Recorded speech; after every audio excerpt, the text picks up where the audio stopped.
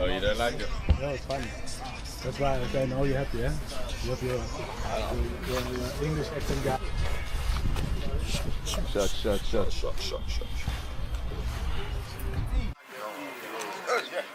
I'll put on my feet.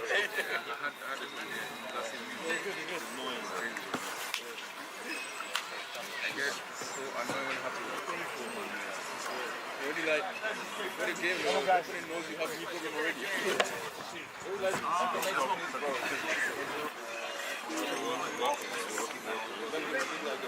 No, we don't even do music. Because just high, it's the same principle. No, or just, no, we do high.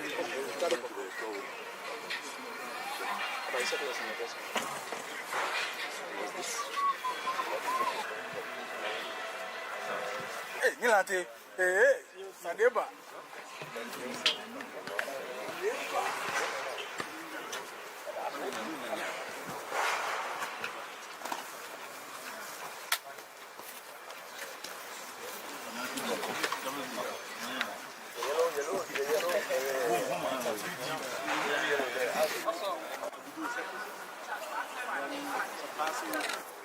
So we start on this side. We start to play from there. So try to go you. You guys play Spain.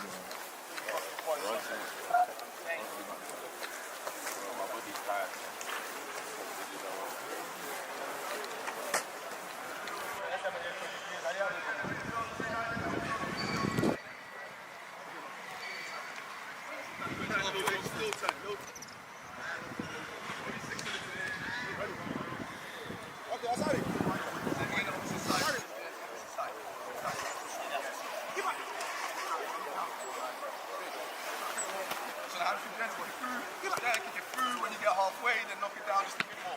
Not there, go straight down, go straight down. Alright, then straight down, a little bit higher this time, up the toes. And when we knock it down, a little bit sharper, we knock just there. Yeah, quick contact as before. Just there. Everyone else will be. Everyone else will be. Okay, gents, gonna have two lines. Just starting from here, in line with the blue.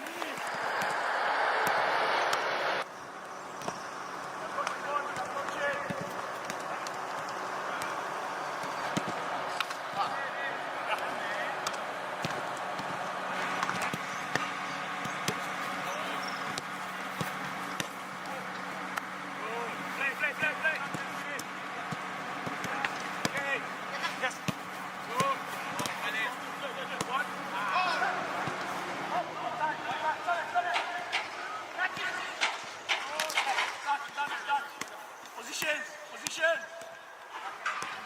Second.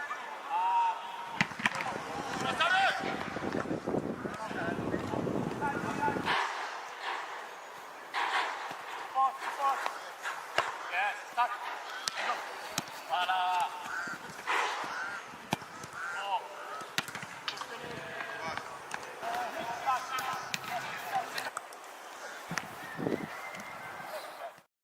Asem we dey man ncho. Oh, David.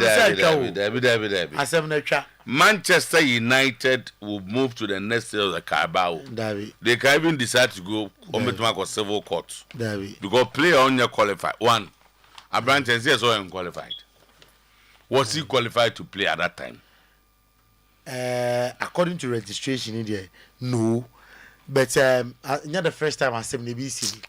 If yes, it's Yama, and you know, fine. And you find Manchester United so as a club reportedly just say some of the men go into my evidence. Well, that's reportedly. I'm saying Reportedly, no. Oh, boss. Grimsby has used an unqualified player. I found a Clark Odo. Obam 73rd minute. And now Obam the registration delay 1 minute 59 seconds. So as at the timer, Obebo ball no unqualified. So Grimsby fielded an unqualified player Yeah, Manchester for Yankasai, Mubiangas almost say. Okasoma Kasa, give me evidence. A year for them, some fine go for 20,000. 10,000 is suspended. But man, you Yankasa, man, you and him. Some be you choose your statement. About qualified player will be a use to the Ashelm. Kegana Kato, I will chambers. Shit.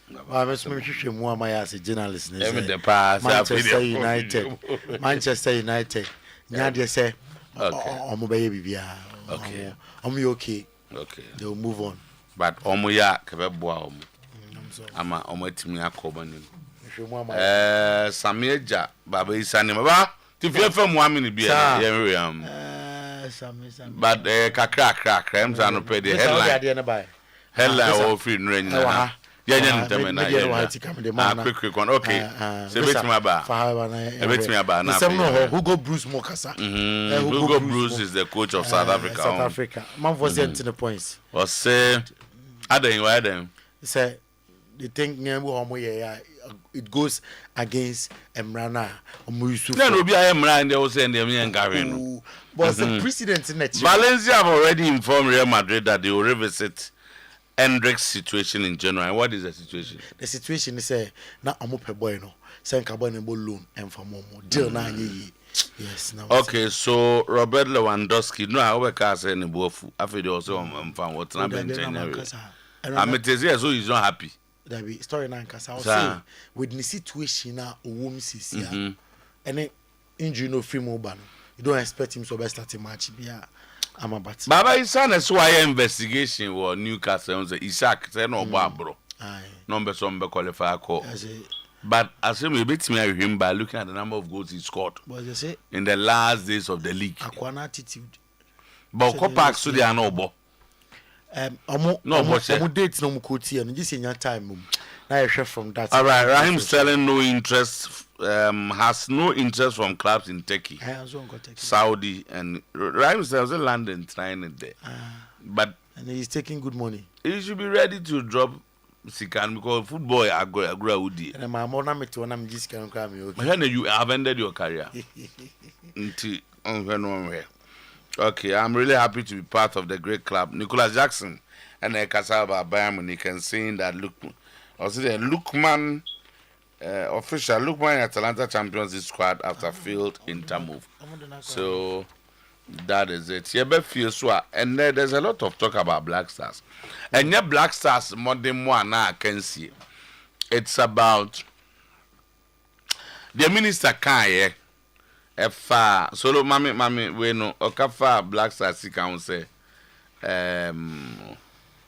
what did be so near there and GFA said that's taking careful note or notice of the Ministry of Sports Minister of Sports and the Ministry of Sports and Recreation statements on the Black Stars budget.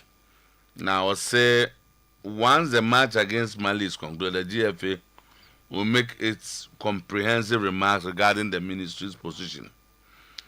We extend our sincere appreciation to all Ghanaians for their understanding and their continued support for the Black Stars and all our national teams. Okay.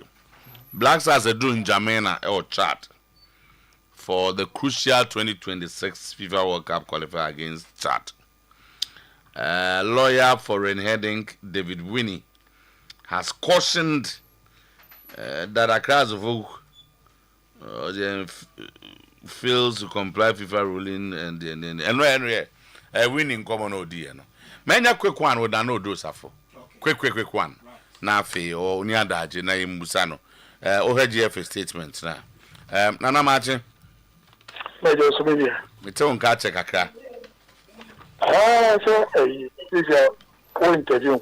O minimum 2 kwan ana nanze be yes o Ohio or hintim himself. Okay.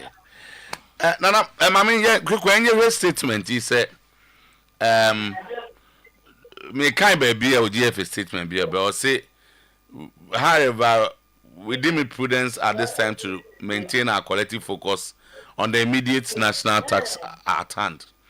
the 2026 FIFA World Cup qualifying matches. The Black Stars require the unfailing support of Ghanaians. The unity and commitment of our supporters have always been. Now, where is the difference? Because I don't know, man. Penisa Asemi Besibia Minister and Morgan and Foreman here. GFA presented a budget. Omo aye ho adwuma wie. And a minister na be board dawro. Statement ni chese kwan bi so no man pensem ni bi o kan. And where is that exactly? Asem no saying wadama. Stama, but I say now, like a GFE, I put this statement. Maybe I can say on my own as an individual. There's nothing anywhere say Omokasa Mokebi a yampe. Moreover, you also say what the people asked for, and then the response that came in the State of the Nation address, the people were asking for World Cup and AFCON budgets, but unfortunately, it came out to be all budgets should be presented, should be published. That's quite good. I mean, for the sake of transparency. Accountability. Now, but I say, Obia, I would say, who say, budget. What can I say? Budget near estimates and actuals. And when it's approved, it doesn't go into the account of GFA. When it's approved, it goes into the account of the Sports Ministry for a spending officer to do the disbursement. Okay. At the end of the program, the spending officer go back and then retire in place and then account for whatever has been spent. Yeah, spend and go back to wherever that money came from. And it shouldn't look like GFA are preparing budgets and inflating budgets for self-sake. No. Mm. And that is one. Okay. Now I don't know whether you are going to take your time and ask me questions in the budget. Okay. Fine. Okay. Yes, then I can answer to that. That's fine. Because say, for instance, what we heard and read was that Nankasikebi Edema, the management committee or the management of the Black Stars, not a certain players no dear. And now a new beam, sir. And no sanity. Okay. Yeah, Okas has to be getting it wrong. Moreover, the document I'm hearing, the management committee, of team officials. The management committee has never been a team official. Management committee. Management committee, omo NG bonus, omo GB da. No, episode was why management committee brother of the national team. Maybe I may be wrong, maybe right. NG bonus. What you take is per diem, and per diem, you cannot take more than what is prescribed by the ministry. So you're an ESCO member. Let's say the ministry, I say per diem near 150. Let's say ESCO member, per diem, a monument committee, let's say more than 150. The difference will be paid to you by the FE, not the ministry. And in that case, I don't see where somebody will go and put, say, a budget for a particular match, have a component of an also the whole team official and ESCO. So let me say team officials are let me say management committee. Because when you look into the documents, I found that team officials, CCO, doctor, team manager, welfare, video analyst, Mamo, also come from Kakara. There's our market officers, any media, any other group. Well, and management committee and G bonus with that. What they take is qualification bonus. Okay. Now, Mami, there's an image here Say eka estimated one and the approved one number. For instance, bonuses for players 10,000 / to 5,000. Bonuses for head coach 20,000 / to 10,000. Assistant coaches / by half. Bonuses for team officials and another 10,000 now is cancelled, you know. I don't know which one team officials, no. Team officials are the Mazua, the team manager, the welfare, doctor, video analyst, media person or attaché, kids manager or attaché. They are the team officials. Management committee is not a team official. Management committee they come in only to take DM, not cash, not bonus. And the 27 officials near why because so was it per DM for 27 officials? I'm even confused myself.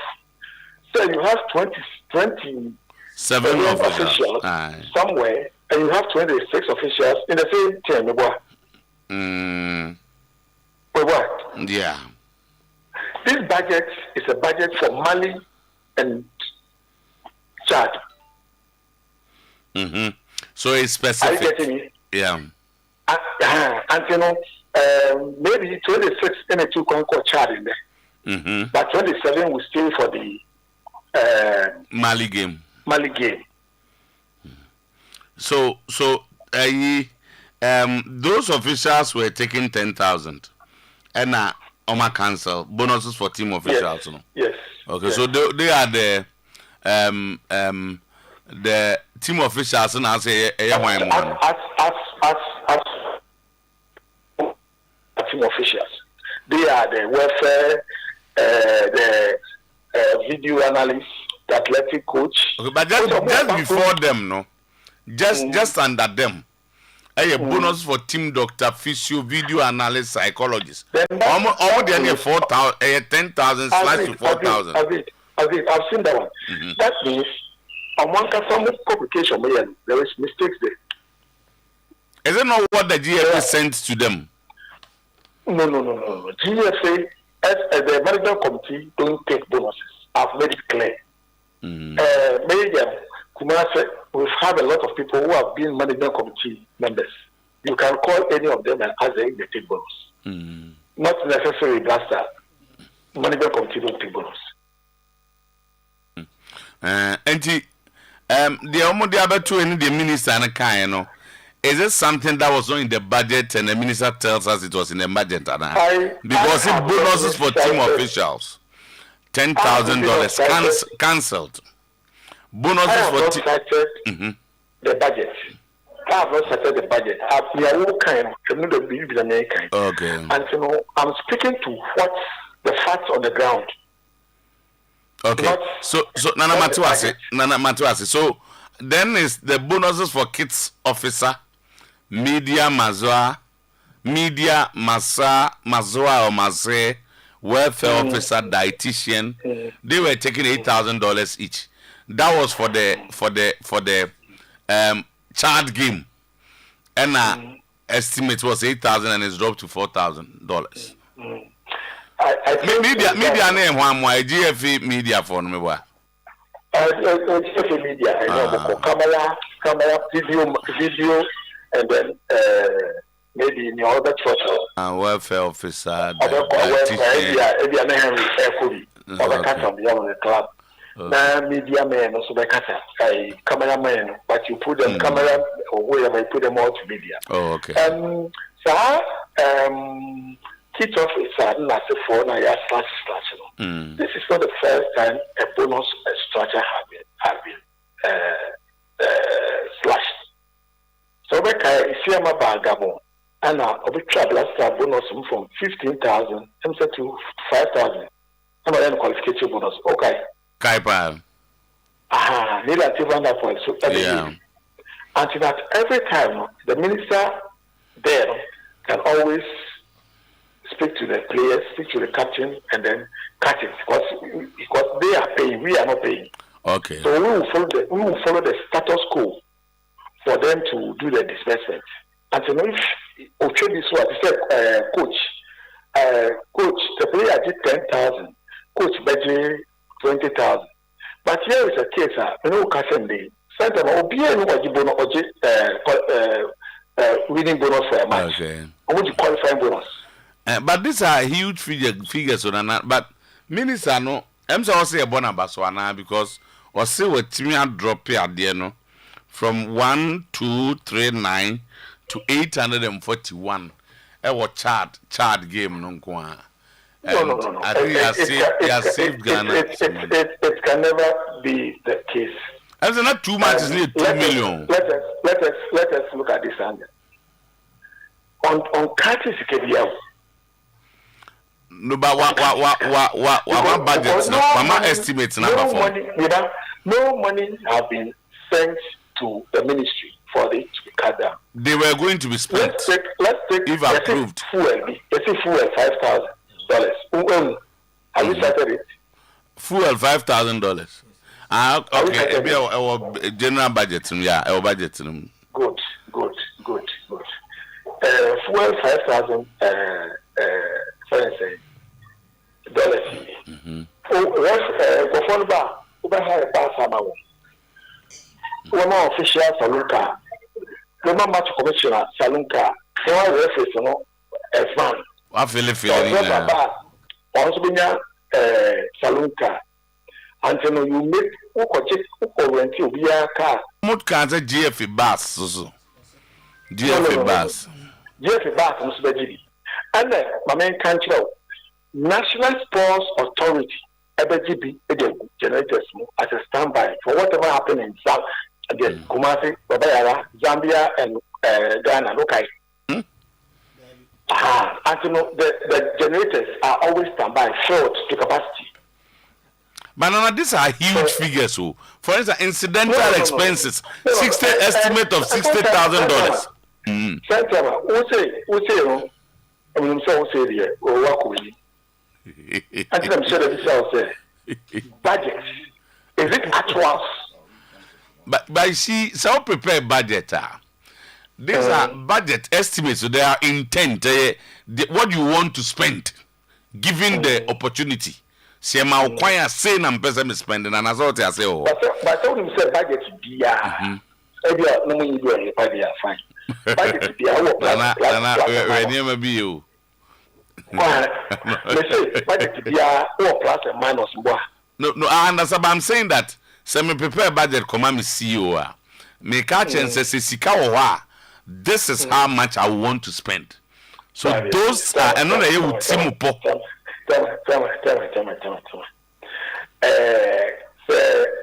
All the budget to come out of boss, the management. Now, catch on say, this is what you want to spend.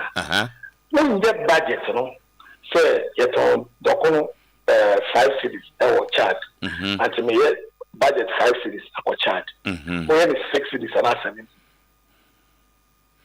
If you are a person, a consular, water, and consular. 5 cities for the Gabriel. Moreover, Nipa or crazy can only GFE. Another issue. Yes, about saying GFE and a Spanish can. No, and the answer by now, a lot of people know say there's an officer from the ministry who spend the money. But Nane, incidental expenses $60,000, and it's been slashed to $20,000. And these are huge figures. Who connects a couple $20,000 over there? Do you know what those monies are meant for? Incidental. Like when Ghana went to Nigeria, Nigeria gave us a bus. We refused to use that bus and rented our own bus. Are you aware? Are you aware? I know incidental. What we took per regulations, also hosting among you. What we deny insurance and information. Even things about to match spray, you will be. Humba Kuma Babaya, you will be. Then because one will show the pally as the young cotton issue. So hotel amodi maye no ene e be place to kwan kotoko hotel amodi maye yempe yakasa ko haya hotel ana ta mbo umbi ama umbi aha those are it and so ko so wan ya sika na diskana ba o di sika o so sika de ba okay so minister no wo bona ba so why ade oh before say minister there they say she said state of the nation address and because you're commenting. The minister, on your money, our chief director, or a technocrat, and all your dear man, or you are the manual, or said that's a church, which is more Thomas, and Thomas more over the same thing. And so whatever was presented to him is what you have said. On your money, then what about so? And then a GF, can say. Yeah, but Mali Martin, we are what are you saying? Because they're okay, they are saying. No, so GSA, General Secretary, in real terms, as Chief Executive of the company. Yeah. And you know, on all of this, for my decision, okay. And you know, he will come and respond to that. Okay. Headline back comment will say, Sports Ministry removes 58,000, that's $5,000 budgeted for for fueling Black Stars bus for FIFA World Cup qualifier against Chad. How can it be only that bus? Like I'm saying, like I'm saying, Team Uba bus. Officials, is it 58 million? She said Saloon Castle, Oba of Feleba, or no Felimanako. So 5,800 for how many days? We don't know, but sometimes it's 3 days. But what I'm saying is, sir, Sikana Mubodinina. And yet, actuals in the first place. And that money is not in the account of GFA. Get that one straight. Yes. Get that one straight. And let us talk as if we are talking about the issue, not where we want to bring GFA. Nobody can bring GFA on this issue. Oh, no, so they can go. Yeah, some of you. I say, oh, certain conception. You got also be in GFA. I said we are asking and you are giving us answers. Oh, okay. They say the budget has been slashed. Estimate, no. Ministers were to so what's going to happen? The first time. No. This is not the first time a budget has been slashed at the sports ministry. This is the first time. So, over ministers, Chumila,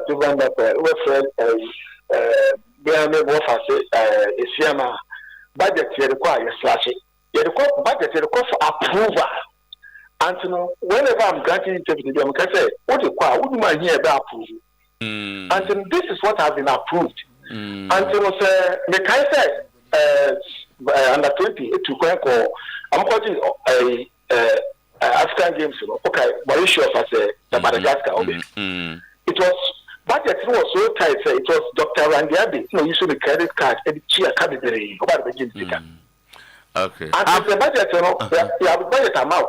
Let's say, let's say, answer. Let's wait for fiscal baby. Yeah. What do they want to see? Okay. Now I am saying who miscellaneous in the budget. Now, who did to yana budget? Who's actual miscellaneous? Oh, what will be also? What will be? Me was as a budget. I don't need miscellaneous. I don't need incidental. Aha. And an case is 8,000. No. And a minister said there be 20 years now. Now, okay, more the crack to total so. I don't want to get you wrong. Said the bay No. You retire the money. Time I will lecture me on budget. No. My part say, why proper accounting. All your budget. And first, you told a deal of Chrome and find budget. Or your plus and minus. So back to my question. Woman space, woman does as him until you'll be comfortable somewhere, you will not be comfortable somewhere. Then what happens to the incidental, Alex? When I say the incidental will cater for Sanya man. Did you see miscellaneous? I say a friend incidental and he brought for DM. So that is it. So I'm saying that yes. So if you do the plus and minus, then what is the incidental going to do? So do you know how much? Maybe let's take a say. A hotel. Yeah, called without Congo hotel boy. A whole boy near this. Congo hotel the only move. $80 a night. Let's say we have $80 a night. Now let's say I hijack it to 140 and I 120. How do you pay? Because the cylinder is your car. You make your calls. Now what you say? And I mean most of the time probably we have on internet so. But Google. Let me just say hotel in Congo. What is the range? What is the range? Let me the idea budget. I did a budget for one of the clubs going to Africa. And it was 90. Our first match, it was $98,000. And a budget. Because we have to plus and minus, or plus or minus. And so we are $98,000 now they call. Let's say, what we could do, hallelujah. What we do, hallelujah. Okay. Nana? That's a born, and yet this time, yes, I'm saying about rocket. The boat until this time, if it's over statement, everything will come out. But there's a boat rocky be any man. What say? With the boat rocky be a man, no, say. No, you did estimates and I'm saying, whatever people ask for, unfortunately, no, I could do baby. And then 2 or 3 matches. Why a budget A? Why a budget B? Why a budget C? Now, our social media. Maybe a budget in Bako, match maybe. Maybe a near national and free say, a year of match. It is good for a nation, but it's not good for football. And in this case, you expose yourself.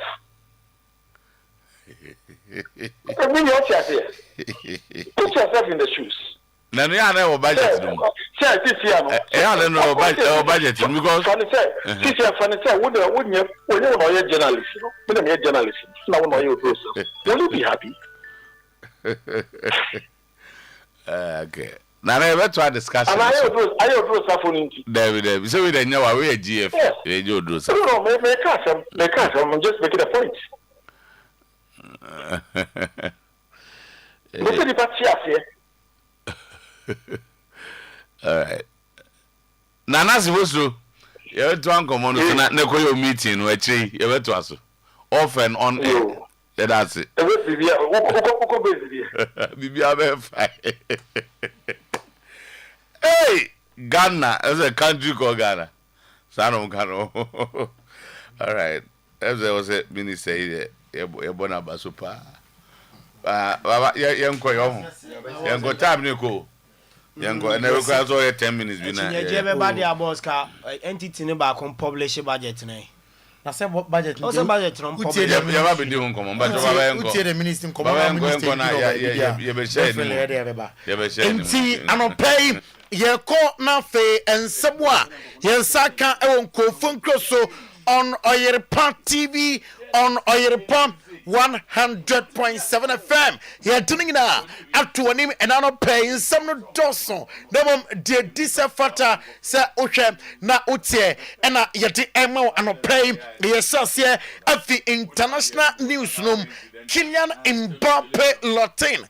Ono a player Emma Madrid and no trainee with a French national team no kwa Ousmane Dembele na account binti Yabasha Emra na the French national team training ahead of games on the bomb wiki mu na udawani kopiemo ewo Morocco yam fan to just oko Ashraf Hakimi and afi Mo Salah 2026 FIFA World Cup no Morocco about the first national about to qualify within the week. Ashraf Hakimi and the Atujasa Omodie Amani Swaduno and it's a qualify for the 2026 FIFA World Cup. And then Sama Oti Atujam Ivan Ferguson, Republic of Ireland, a national team no a crucial encounter and a umbebom Etia Hungary or no an ability attack at the Republic of Ireland or they are two just say the team is ready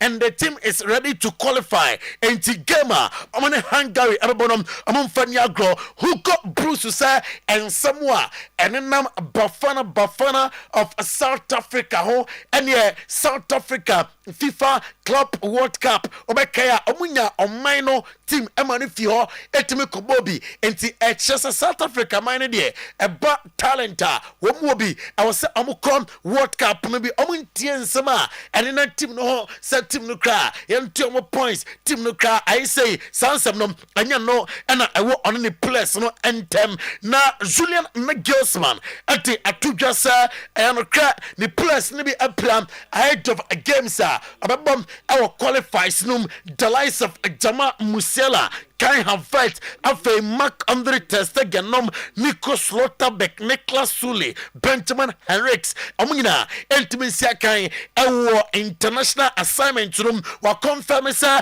Antonio Rudiger Angelo Still and Timmy Amogenupi Rudiger aya available otwanim sir enka nensam ebetim akane in time na fe wabua ama anima koye ama Diamond Shift of Germany na England boss the day and Thomas Tuchel or the Atujase at the Kudientia of Ruben Loftus-Cheek and it's Adam Watson of Crystal Palace Opera and the Ochemwa Ruben Loftus-Cheek one of the best midfielders last year on Nani Akramo our Serie A na Lunin so I'm dropping from Ukraine squad no ninga monisa Lunin of Real Madrid etimi Opera and I'm dropping about turning to Madrid now fe the extent of the injury ahunsam and on pay yet ama 110,000 Spain now fe yenin common I was Spain and on pay Valencia Bobokorum I was Spanish Primera División Santandenum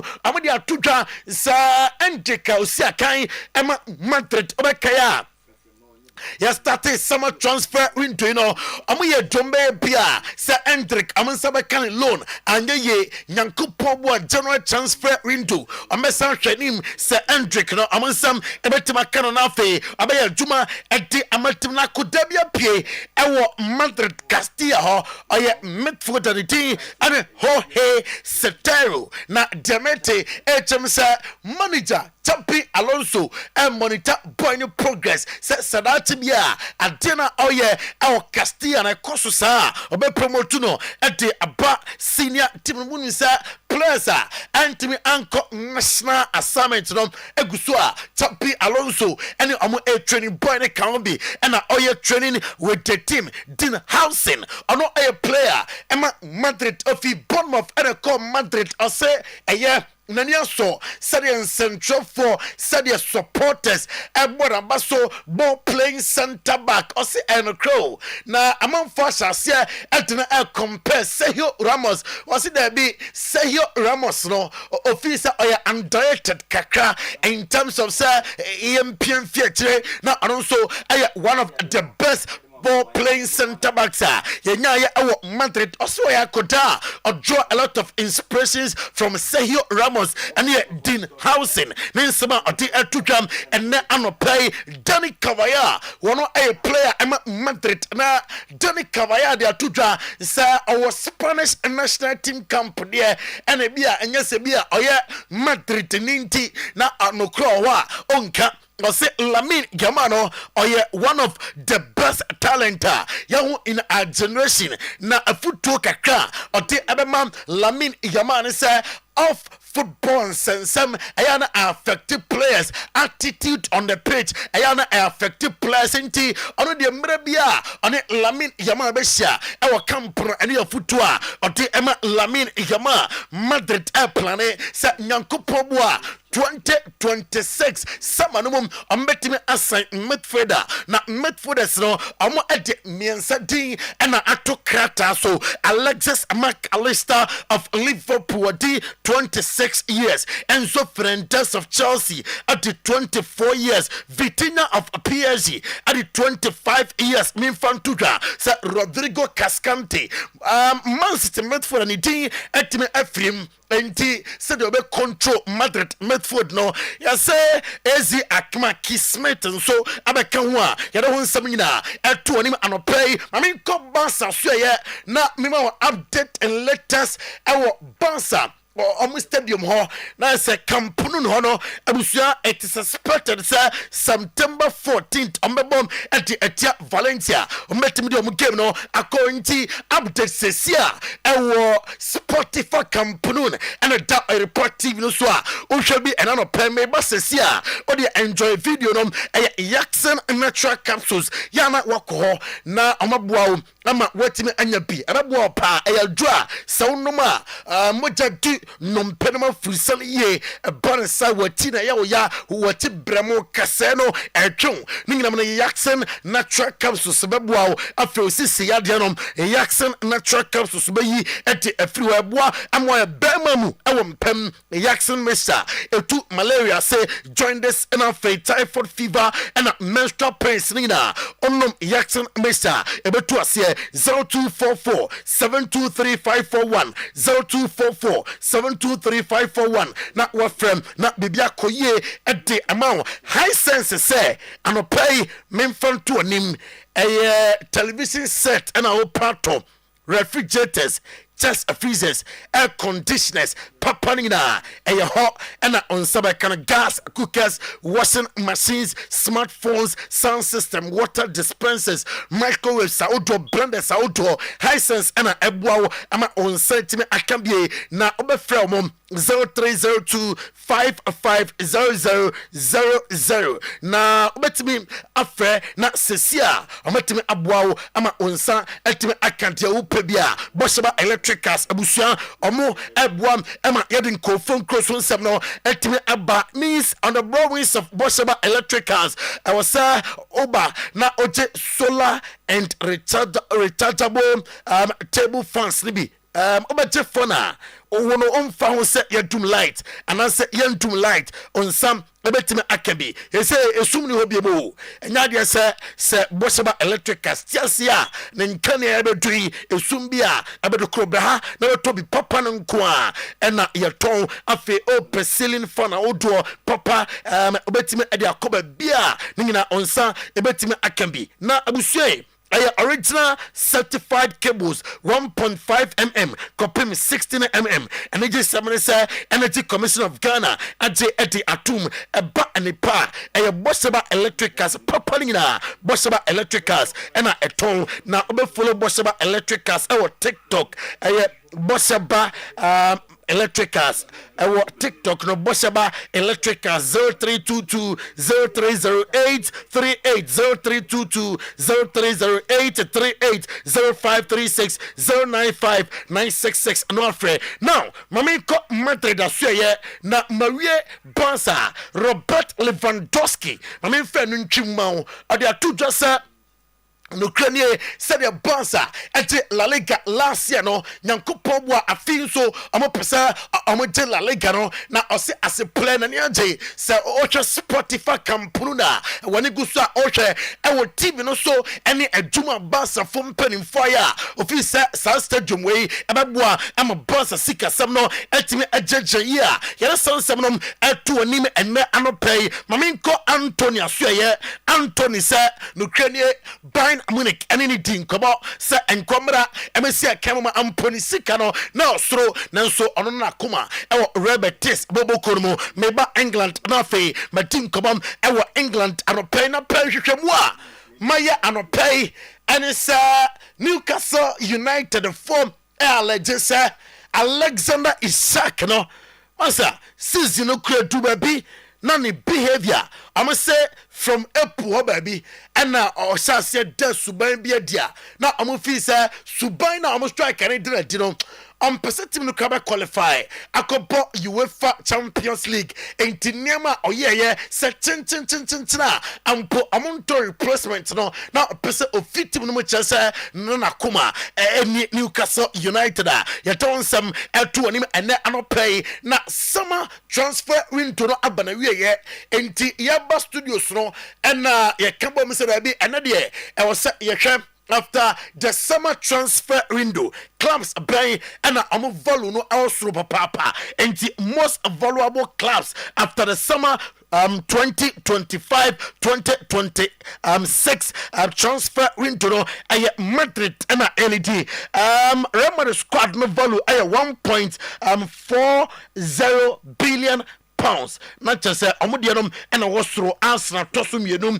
1.33 Man City a tosumian Sam 1.22 and a for Liverpool a toso and 1.12 and a Barca a toso enum among Sodiano a 1.11 Chelsea a toso ensia enti PSG abatoso and Swan yet San Sabnum L2 anim and an play Angelo Stiller or say no Ukraine at a point in his career abepe se obefi Bundesliga num na wako bi man so akoye adwuma tse de Toni Kroos mo na omusi akan e wo Bundesliga no at some point omufi Bundesliga num ekosi akan ba bi ni sa na opese oye Raheem Sterling sa oni interest bia se obeko Turkey Saudi Arabia and also United States of America ni nyina sa ba bi American omode mo transfer no ma na wiye 300,000 pounds a week and oje egunu bottom e Chelsea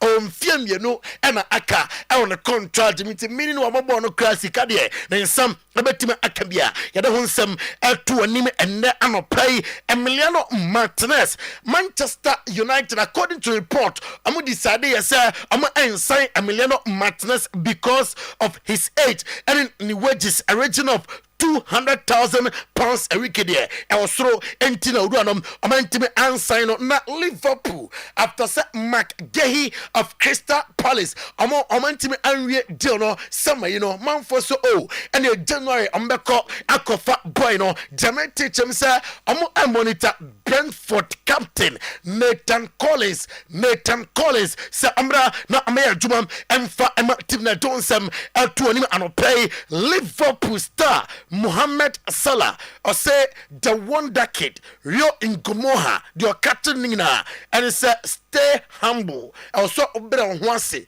na social media no if you want to concentrate on football beboa amanema koye et ama good news and say Ibrahima Konate obeka nanom na otoguso emra amoche Arsenal kabako a omantime anto ofri game num report et say enra otweniye with the French national team and what Victor Jokeres or say Alexander Isak Oceano Oceano na Oceano we na osan ebo na baso yentie ensema or the tuja. No, of course, it's always good to have good players in the national team, and we of course want to reach the World Cup next year, and if we have the best players available and in the team, it's of course gonna help. So we look forward to the games we have this. Aston Villa FR Jadon Sancho Gabriel Agbola ho say we as a panic buying and Unai Emery ayano na ni kwan say omutim esan Jadon Sancho akyere say ho ontimi emfa na Matheus Cunha after play no ewo ni Instagram I say no Ukraine. What an incredible environment. It's great to be here. I'll be back soon. And no, I Matheus Cunha, only a player. I'm United. Ninsema, or they are two no pay and your DP. I'm out. I will Jomadiano so Torino president Obano Cairo. And they are two just a few scudeto no Ukraine. And we bad papa Napoleon. So I register Rasmus Hoyland. Our Champions League squad as well as Ademola Lookman officially Atalanta. So I register no. Our Champions League squad. Here is San Semina. To nim enne anopenti on this note live on Oyerepa 100.7 FM live on Oyerepa TV yenya so na yemfa manfo manso nsem no ensipo boss player etimi atena say with his team meba sesia na fe boss player any team no etimi atro so any ABA Herbal Clinic edin komo ABA Herbal Clinic there o say otelsi amemfase kan enko ani da wan hwe kan se kan koka na de na san fefe obem wani no so ate say wine be white kama enti yebeko na brokwaku anopay wabem komo the next 10 minutes with ABA Herbal Clinic. Brokwaku, good morning. Good morning, boys. Sir, BBI fine. Nyanko pa adum. Enti emre we dey yai di yetie brokwaku ene ABA Herbal Clinic. Na me dey we ni by the onka. Oh aba aduna so kazama fama aduna ba ene de odi aba Mate, ABA Herbal Clinic na ati enka ene anope na ABA de bia meka chiro se unyati enka pegua home esane se weni yade na ade achi ache mfie bebre ni nyina no ye ba betu ase e de amawo emra ye mfa se kan enka weni emra ye ma hwe se fa so weni ne so emra ye ma wa hwehwe ne we bia na mom indubnani amban ko hini ni abena ya yam na te se edusam ye de mawo o de kwa kofa aduane edi na de ahoto sonko kra enso e de abrɛw ye duro ni bekomoje ni mu akoye mu adwuma abepepa ntene ne so ebeko tre ni mu apepa ni nachi na epie wani ne so na de ahoto e de abrɛw nti enka ne se de na ye wo wani tie kama ne mfie ne kwa ni mo no ama problem abaso no ye besan ama wani no esini dada mu bie mu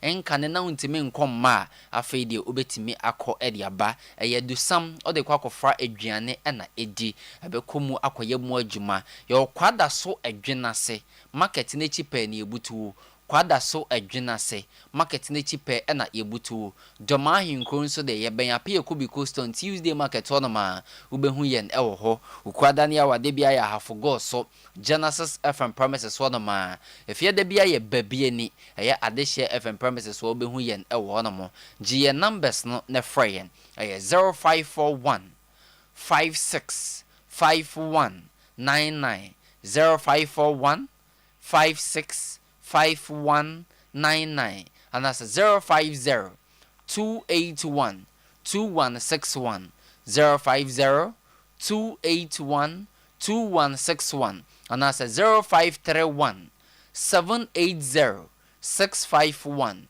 0531 780 651 now the ABA Herbal Clinic atwetwe eye enkomoteme mesese glaucoma na how debia eya me kyeremu ka kyerɛw se glaucoma yafa ne interfere ye sanse ya obako aniso no obehintaw emfie bebree obeye ntine ne so adwuma obepie wani ne so na odum ene no nemum obidie de wahase ye kompleni se ne glaucoma ne baaye ne emfie num enie ne glaucoma ne baaye emfie nsia enie doctor ka kyerɛ ne kranche ye nemum nani duma na edum enom ane yefra no normal tension glaucoma sa glaucoma we pressure no the bantini ne so no intini na da adwen ni mu no yefra no optic nerve no pressure na ebegina so na no wodin enti se oba enini ntumi ayete se dia power enam cables ma no wodin no bibia no wo mere bia bon se na ahye sa pepepe netie enti eba ne sa na se ebe eni ne so a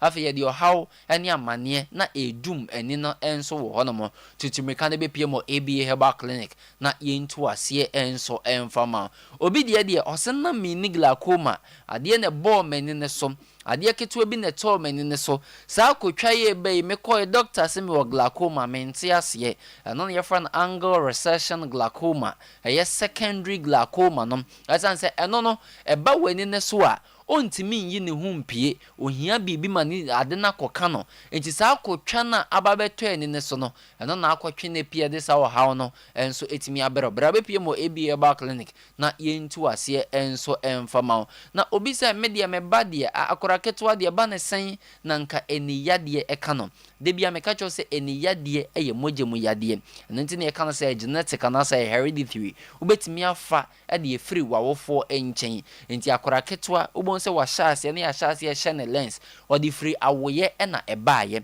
nti sa akwala no se wan hwe ni ya obenyi obehye glasses emfie bibere onyi glasses na infanto wo ebeduru baby no glasses na current me edi no ma na nhwe ade sisi a wote menka no na wotutu meka na de aba be pie mu enso wo ABA ba clinic na yetu ase e de aman obi se me ba de ade ben ni pia ohun ade we kira ohun me se enkwala mu ye obi be friend hyperopia sa hyperopia ne ba panyin mu a ye friend presbyopia no enti me sure tutu meka na be pie mu ABA ba clinic enti sa kwala ko school no wa start complaining se ade ben na ohun ade we kire nso a ohun enti ubon se board ne kra na ade okotena e kire obi nso de age oben ansa na behu enti akola bebre wo no ma ochoro ade a age odinani akọ book ne so pa bon se na de na wesi uti ase hwe book ne musa uti mu se ohun ade age wo ben ansa na ade na ya akese kakra e de ama na tutumrika be pie mu ABA ba clinic na yentu ase emfama ode ne cataract etem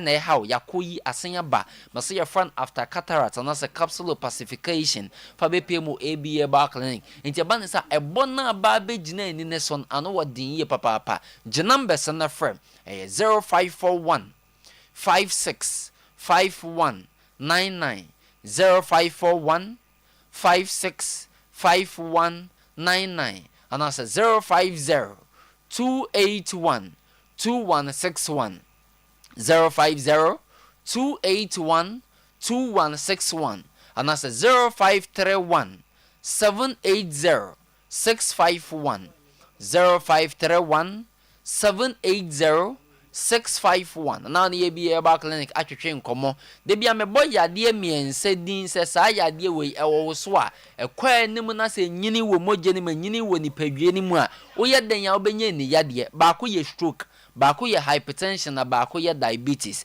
enti obi a owo diabetes yade bia bedi hu adanse se sisi amene ne kasa na wanya eni yade esan se wo diabetes ne ba moje ni mu a o high blood sugar ne kwakọ sey ni no sey ni a obenya bibia your friend aye fluctuating of vision bon se anopa vision ne beba ewia na ate akọ anwumere na ba obi wo no so bebra no aye history of eye pain to bon so o no mana nani ne ye ne ya na ateko na ye ne ya na ateko mesraw ABA ba clinic eni yade bia de fa be pie mo ye na so ye ma de ade kwakọ fra aduane adi na de ahoto sonko kra enso ebebero ye tu ase ye de amaw ye enso so ho ABA ba ye clinic ye nya pharmacy anase ye nya drug store obi se monfa munro ni bin deliver me monfa ense ne mesraw ye nya ne sa ye de na bra be pie mo no procedures a follow clinic no hospital bi akonta be penete o pressure o RBA sugar ni nyina ye be check the amount ye we fidie won so be screen body no yade bi hinte be twe ne pie na ekum ne de efiri wono mo na afi wo be ko hu software de bi o kan na asem se o se ono obai so ba be bo nipa enti emfa ho ne charge o de be ma ne de so pese wo gi eduro ni bi kokko start na hu se de tie na fa ye ahoboa fa bra be pie mo ebi enti o so charge bi ade chemu miensa tuemu ba ko gi eduro ni bi ko eduro na nkasa na esan de obeba enti de bia me kase se obetu nipa 50 ewo ABA ba clinica se mu 25 ye wono mo ba fofora emu 25 ye old client omo koi na eduro na nya anko omo nsan emba bie mu gi number se na frɛ 0541 56 51 99 0541 56 51 99 and that's 050 281 2161 050 281 2161 and that's 0531 780 651 0531 780 651 odi na ya hypertension odi na ya stroke manpower na ya adwuma wenum nyina eye bonus enti mema na mu enti memmu adwuma wo mpem na mesra tutumrika na be piemu ewo ABA ba clinic ya ma de ade kwakọ fra kubens wo sanso na man infections no ya ma de ade kwakọ fra wo ebe kume mo ani nyina enso de efiri wo no mo na de ahoto sonko e de abrew enti ye betu diabetes na se ye betu hypertension no stroke cra the software to challenge o se 21 days na wotwe miensa o de edro ni sha se kan wasa na wotwe miensa ntem no ahonke kan wo benya no ene kere se metu edro yi so a ebeboa me anase emmoa me kwada so adwena se ya na yebutu market na chipe ena yewo domain ko nso de yewo ye benya pia ku because on Tuesday market one ma obehu yen wo ho ukwada ne wade bia ya forgos Genesis FM premises one ma efia da bia ye bebie ni eye adehye FM premises wo enfanhye otrim sa ode ni hu yade enfanhye otrim sa ode ni atode amon to hu anamo ne bepie mu ABA ni entu ase enfama ABA heba ni aje oso se nyamensa wo mu ampa Alright, so no enko. Right, enti ye to aso ede amamu anope ye twa ho ye ba ya na dwumadie no to aso ede amamu Amen Scientific Hospital, the best alternative medical hospital in Africa. Amen. Esebra now was specialized in stroke, fertility, and chronic diseases and infection. Samupa anti stroke edunya edi obi obewunya. Amen Scientific Hospital ebetu ase e de free ho the amount awo honsem otenete and ade kwankro. Amen eyi ni nyina e de free ho e de amount. The machines no e free na hu ya de kwa e how enuro no ye makoma kwaduo no enan ye de ba ko be kan na wanya yaresa ewo yaseye furniture ewo Kumase Atwema Tachiman kwada so fun ase kwan so ho na Amen Scientific Hospital ewo other branches ayeto apeto Ghana maimu ane bi ewo enche bi wo Boga ebi wo wa bi wo bibiani ebi wo Accra Takra de Tamale Atebubu Nkoko Sunyani ho sehide bi so na afi hohoi ye numbers no 0277 00 1234 0277 001234 afe Odotobri Rural Bank Esebra ono ena the best trusted financial partner awu here mo obemo sika na odi akoye dwumadi apeso di bia omo sika na odi akwahye wadwumam omo sika wa bra atrenchema si awunya sika edi akwaso ano ni nyina ne se ose ne special susu loan no 60 days ena odi sika eto ne ho na 60 day no eso pepepa o qualify for loan say sika no obebo ho mpem akomaku enum enso etumi edi amount o ye salary worker bra obema loan susu loan obema bi cocoa loan obema bi microfinance loans afa funeral and social loans na afa transport loans ni nyina Odotobri Rural Bank MLB ewo na so ye the ten say head office no ewo Jacobu oboase ye bentutuka police station be kwai ye ni post office ni dia no ekro from ye wa dream Kwanta Roman Hill ye ni total filling station in opposite okwa hijab ye ni Victory Baptist Church ene edia nim hwe ebu akwa your credit union dan mu swame Santasi runabout ye ben La Vicus Hotel e ben taxi rank na so ase ye ne market no egianim he macro ye ben Goy filling station no Agrikinsema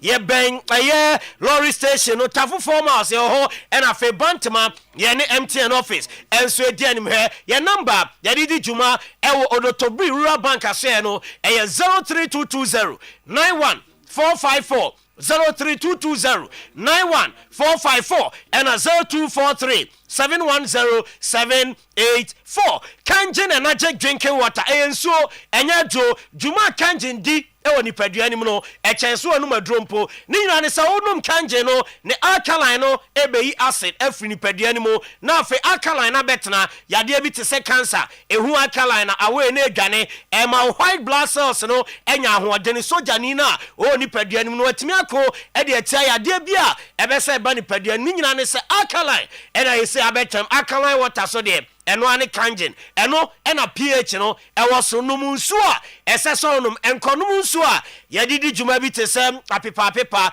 ensu a yade hohoro niema ne ade senso no num a dangerous to health kanjin energy drinking water eno ena edemao for ni chem ewo Brema UGC anasa odwani be chem Tafu New Road Abawaru Junction ho ubenya kanjin ewo ho Pakiki ewo stadium e bi ho Lizzy Hotel Santasi runabout kanjin so ni bi ho ena fe so Sumankwai Junction ewo Ashtown ewo so kanjin so no e bi ho fre kanjin ewo 0241 449191 0241 449191 afe 0507 379474 bosomi asumani pi enam ekwa ficha omote yaw emani pi na ekwa ficha moja tu omopa amani pi enam ekwa ficha wom enya problems ahodo pi enso omafichi konimo enunti na grow fine herbal tonic aba adwaman so a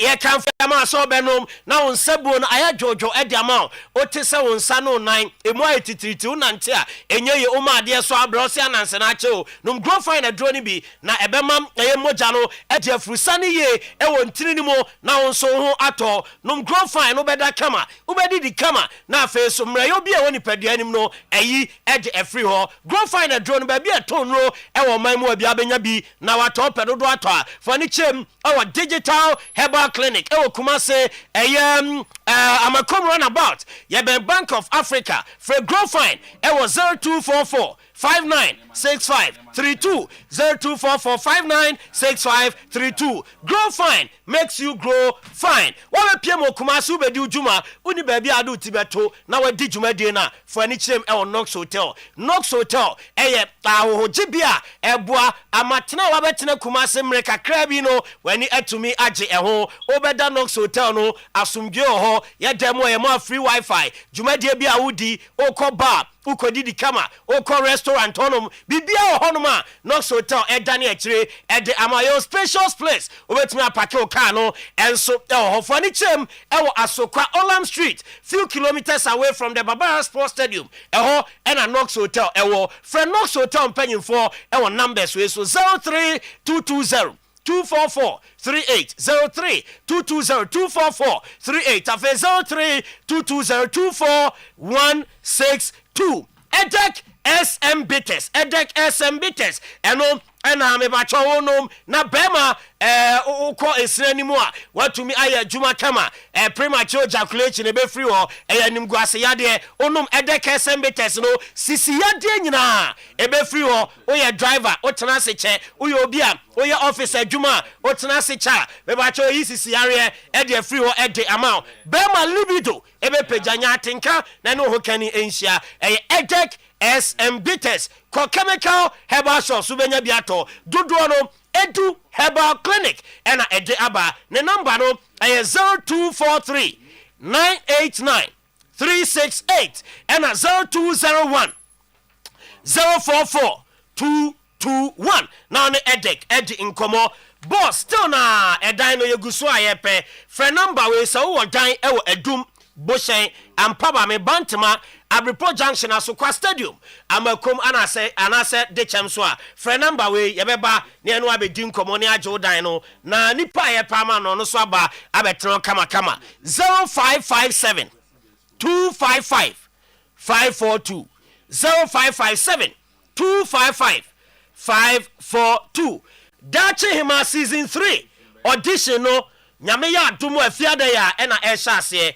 de di kan no eba so Oyerepa TV officer ewon kan eno ewo osu ye ben papaya restaurant ho ena first audition no ekoso second audition no ye memende di anim ya ewo Kumase Oyerepa FM Oyerepa TV premises na brabe audition ena first Western region de no kwasiada ebe ya ewa Sankragua Melody Hotel pickle form no for free sikabia enim for number we 0541 692 230 0541 692 230 now also be join that Chima season 3 audition no ye pekewa chede pi na ewuma ebetumi ede amount that's pa ma me te say wo ka kanjin so asem yes kanjin and magic drinking water yeah and I'm just wo ka SM Bitters asem yes and also boa man for pa sisi ade no ona ka amen scientific and also so yade bia ho ne de ko yeah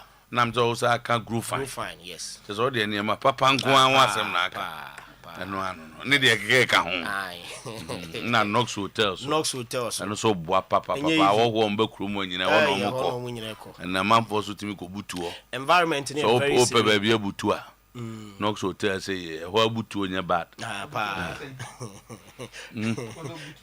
so ope bia koda ajojo ho Oh, kakra anya say o da ho ma de achi bat. Obedo 1 week do ase ne wo na wo da say butuo no nkoko butuo de so obedu akomo butu a Anu fo mo kro imo mpa bi. da bia wo bia anya ya Abo mo dwa kakra no. na so bu okro be so free ni fie kakra yeah obu obese ni fie kura change na no mind be environment wo area on be twa na light mti na wo so okoda be no he na omo be fix light na wasa obu oso ko ne na irako Ana no iru ko na ofifi. that's up obi ngo fa pentu Uko asambra fie. obi fa pentu obi ngo wo obi ngu no Du ko anu asambra. na akodo mkoku na ba kuku ba ko e Osa. and say no Amontendano come to aye. Chance Salome. edu ba bia so ate Salome. Siasa enim Salome enye obi anu mejo na anu de zo obi agobi ayakuko no ya kokoro Boko Salome dia fa koda ho. ne na kure No appropriate. Knox say Obi an bebo. Knox say etitire ko ho papa but no so turn out oh kind of sign. Environment is nice, very serene. I know how to yeah. Cry, you know what down on cry. Emurano. Ugnes, Madam Hojo. Down back to a science some proof. Ah. I also They you be. I also just say Michelle Hebia as a grab. That's no be an AB of a zubit. Hey, what that bumpire no be to umpire?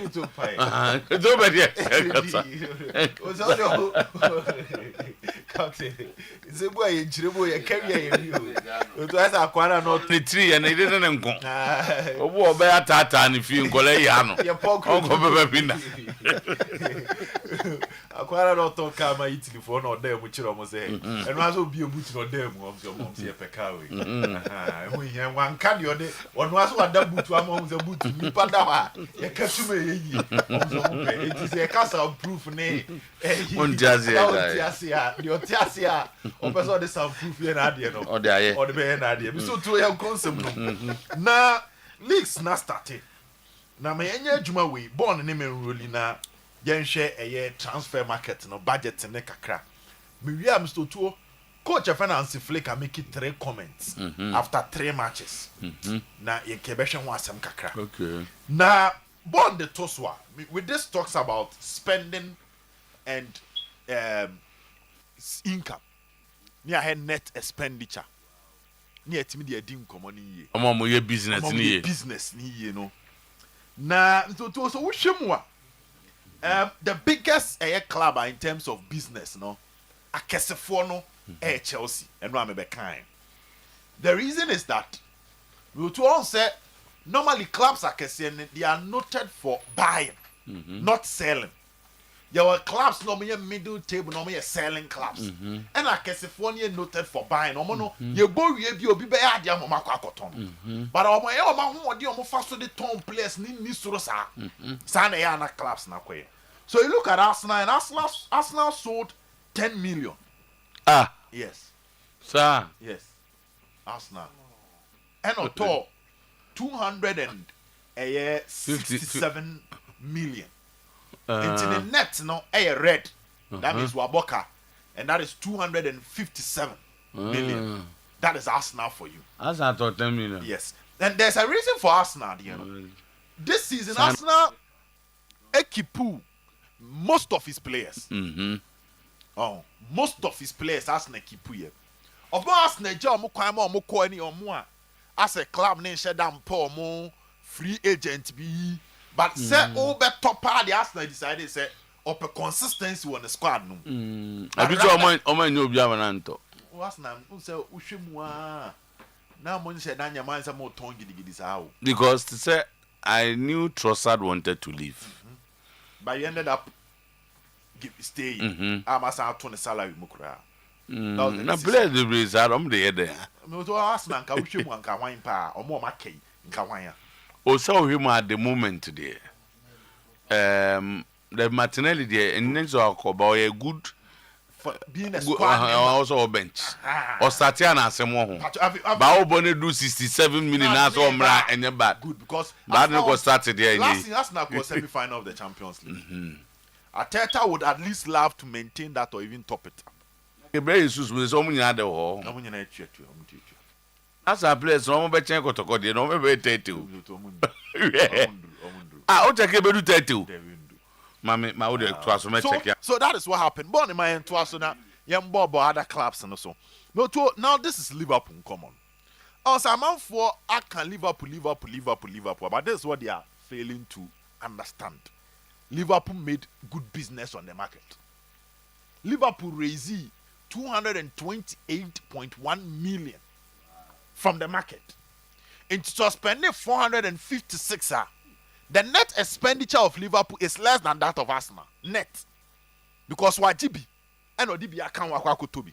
So Arsenal ne club the net expenditure no was in terms of Sika or splash Arsenal and the was followed by Liverpool because Liverpool made sales. Now United Ghana to DNA ben nemuno etimi bo kakra. So United at some point time to 0.0. But now United near 61.7 million and Oton 232.4 million. And United net expenditure 170.7 million. That is United net expenditure. So asem we that create ba be car 30,000. But there's a one yeah ton any efa when out there was soro pa. Sir. Yes, when out there was soro. Would that be fair? Because I know on a ton player. And on the talk is here. But I know on a ton. No. Timon and ton But your talk is here then can Liverpool. Followed by Arsenal. Coach a ton player. Maybe was a coach on the ton player. It was standard. And Sana had the Obebo be charged for an inaction. Now say also a culpable. Say at that time on a ton player. Yeah. Now say players no go for ton the Liverpool mo ton the no man demand ton bia. And we at that no make say in terms of investment. Yeah, the Belgium. So clubs ne spend day. Liverpool, Arsenal, Newcastle, United. These are all clubs. City were down, pal. City just spent 89. Okay, for the summer. For the summer, yes, this year. City spending 185 million. Into a cross to 200, no. I think say born in Kodan here Chelsea. Chelsea, I think Chelsea also crossed 200. Chelsea 296. Chelsea 315. Wow. So Chelsea, that's the number of profit at Chelsea. To Newcastle crossed 200, but 157 million. Into Nisika power spending 99.3. Auntie, see the net spending there, dear. Newcastle that's all cross 200, no. And Liverpool come so So this is it, and this data will be used at the right time. And this show you the financial strength of the Premier League clubs. A club like Leeds United and one Tombi zero pounds. Leeds zero. And was spending 103. Spending 103 for a newly promoted side. It be a loan. But a Chelsea one also about market and also pa. Because to spend 100 million, that is massive. So this is the financial strength of the Premier League club. Newly promoted Sunderland, they spent 183 million. Yes, newly promoted side. Wow. And Okashi 42 million. Wow. And but the best team, Ubenya Bournemouth, Chelsea. Bournemouth yeah then. To be crossing 200 in terms of sales. Liverpool crossing 200 million in terms of sales. Chelsea crossing. Brighton. Brighton 127 million from sales. Into a crossing 200 here. Bournemouth, Chelsea, and Liverpool 200 million in terms of sales. To be crossing. So this is it. And clubs in Yam so to Obianwa went to me and see from Aston Villa na as of mafia week just 28 million. Just 28 million penna. Okay. Timo de Bekasem. I the Bekasem that for. Okay. But now more the end Bekasem, more the spent and net spent. But also more the spend mum ne Kasem. Nina the Bekasem. Connect ne the new coaches na juma. Spend ne dey say Liverpool atitim. 446 million. Over 100 million more than Liverpool bet my record, world record. Yes. Me just say any team one season have spent this amount of money. Yeah. 446 million. But omuton bin they say no. Asemna ba be that teta so. So you go anywhere. Na Morin dia member bia. Oh, sir, Morin Room United. Odited. Tony Arsenal e bebu so masem. Okay. And you see so cross 200 in terms of the air to. Or crossing 200 in terms of your 232 million. That is good money. And just 232 million. Moto, that's uncommon here interesting. Now, as a team, Menyaje and Flick, the mentality of the Barcelona coach is on a different level. And there's a manager that is not ready to settle for less or any form of mediocrity in his team. Now, so a club now all building history. These are the kind of things you need from your manager. And the mentality and the work ethics of Germans, and what they empower. This manager was 7 points out of 9. And you're entirely bad. But in all the matches, me sure say Jose and Kasembe Bawa.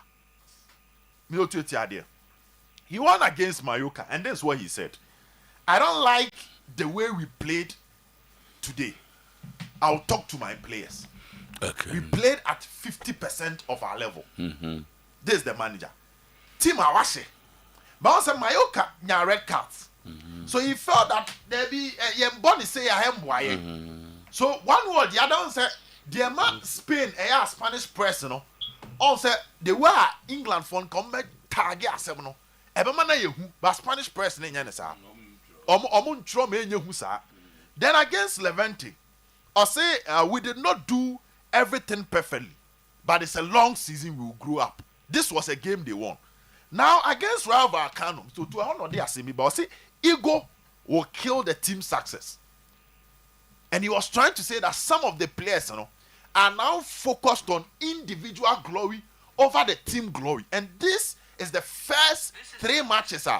Coach Ayefreno and Flick about with Barca and the kind of comment he's passing.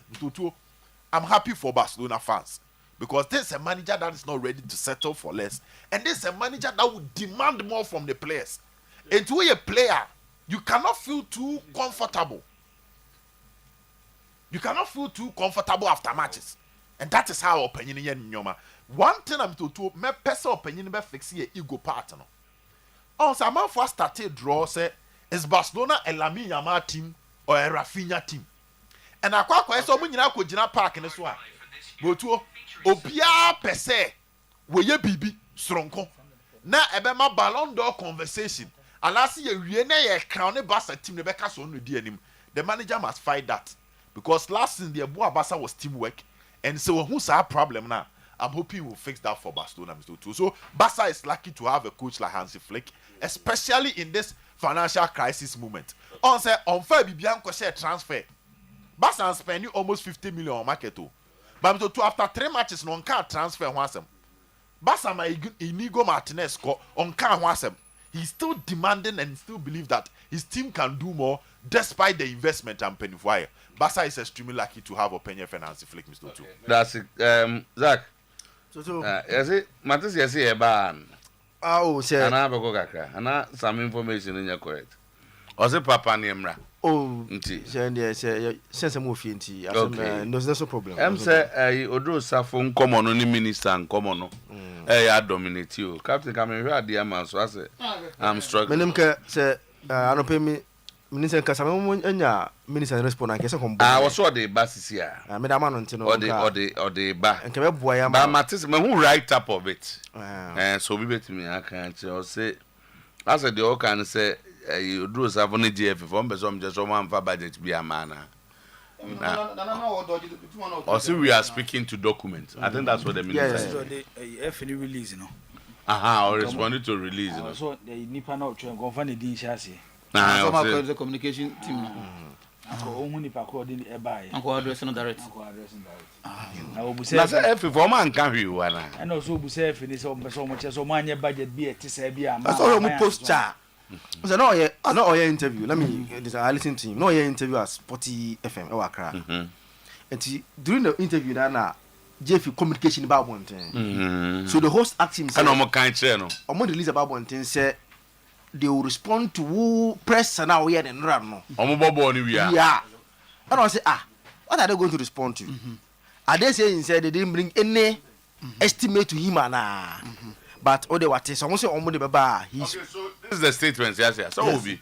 Also, the Ghana Football Association has taken careful note. Of course. Of statements made at the press briefing on Tuesday, September 2, 2025. By the Ministry of Sports and Recreation.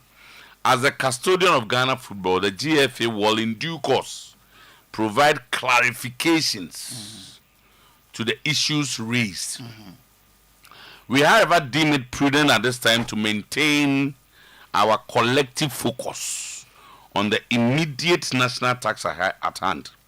The crucial 2025 FIFA World Cup qualifying matches against Chad tomorrow, Thursday, September 4, 2025 at 1 p.m. and Mali on Monday, September 8, 2025 at 7 p.m.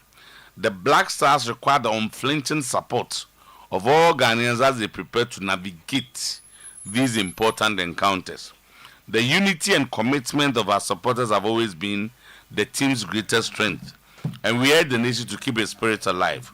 Once again, once the match against Mali is concluded, the GFA will make it comprehensive remarks regarding the ministry statements.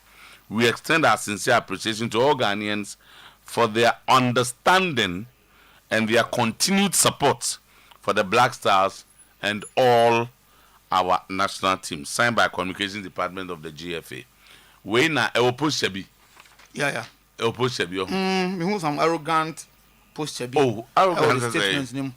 If I should take Nana Odo Safo Nasimo can say any first time minister be a slash budget here, then why that statement on Bible? But the minister said that in this interview, I will say under the previous regime, their budgets were always approved without any OBS slash. That's what he has said. That's our previous or kind of immediate past, regime. No, I mean, him said no idea by okay, you know, they were trying to do but I don't think the almost statement we said or more can we or more what I done Black Star here support and that's how we needless. Black Star here support. No, but I was in the new support, but at the same time, yeah, dear, be said, I said there's something be all. But you want the dog. As none can come, keep quiet. No more game new year. Moving up statement now, but I bet you must have been. What I say? I say, oh, you did it. You will be campaign and so because of the Bintino. It has a born or more cobono here. I say, Menasi Pobisho. I say, Cobonti, or the young cobom that they bar. Yes, about action as ever can be. Actually, I don't think that necessary at this point in time. Now, okay, so the issues at stake. For instance, ministers say, impress, incidental expenses, Yatiso from 60,000 to 20,000, saving $40,000, facility user fee removed $2,000 entirely, internal transport removed, fuel, non-zombeto petrol $5,000. Player bonuses reduced from $26,000 to $130,000, saving $130,000. Head coach bonus, nenke $20,000. Kokoshe charda $20,000. Munisasi everyone $10,000. And Granzo or their channel. Okay. Assistant coaches bonuses from $30,000 to $15,000 or more. Backroom staff block reduced from $90,000 to $32,000, saving $58,000. Management official 60,000 allocation removed entirely. Okay, and no any some of the highlight. The Akana over TV Google so no. This is what Honorable Kofi Adam has done on a ministry, on a presidency. Say Sikandos.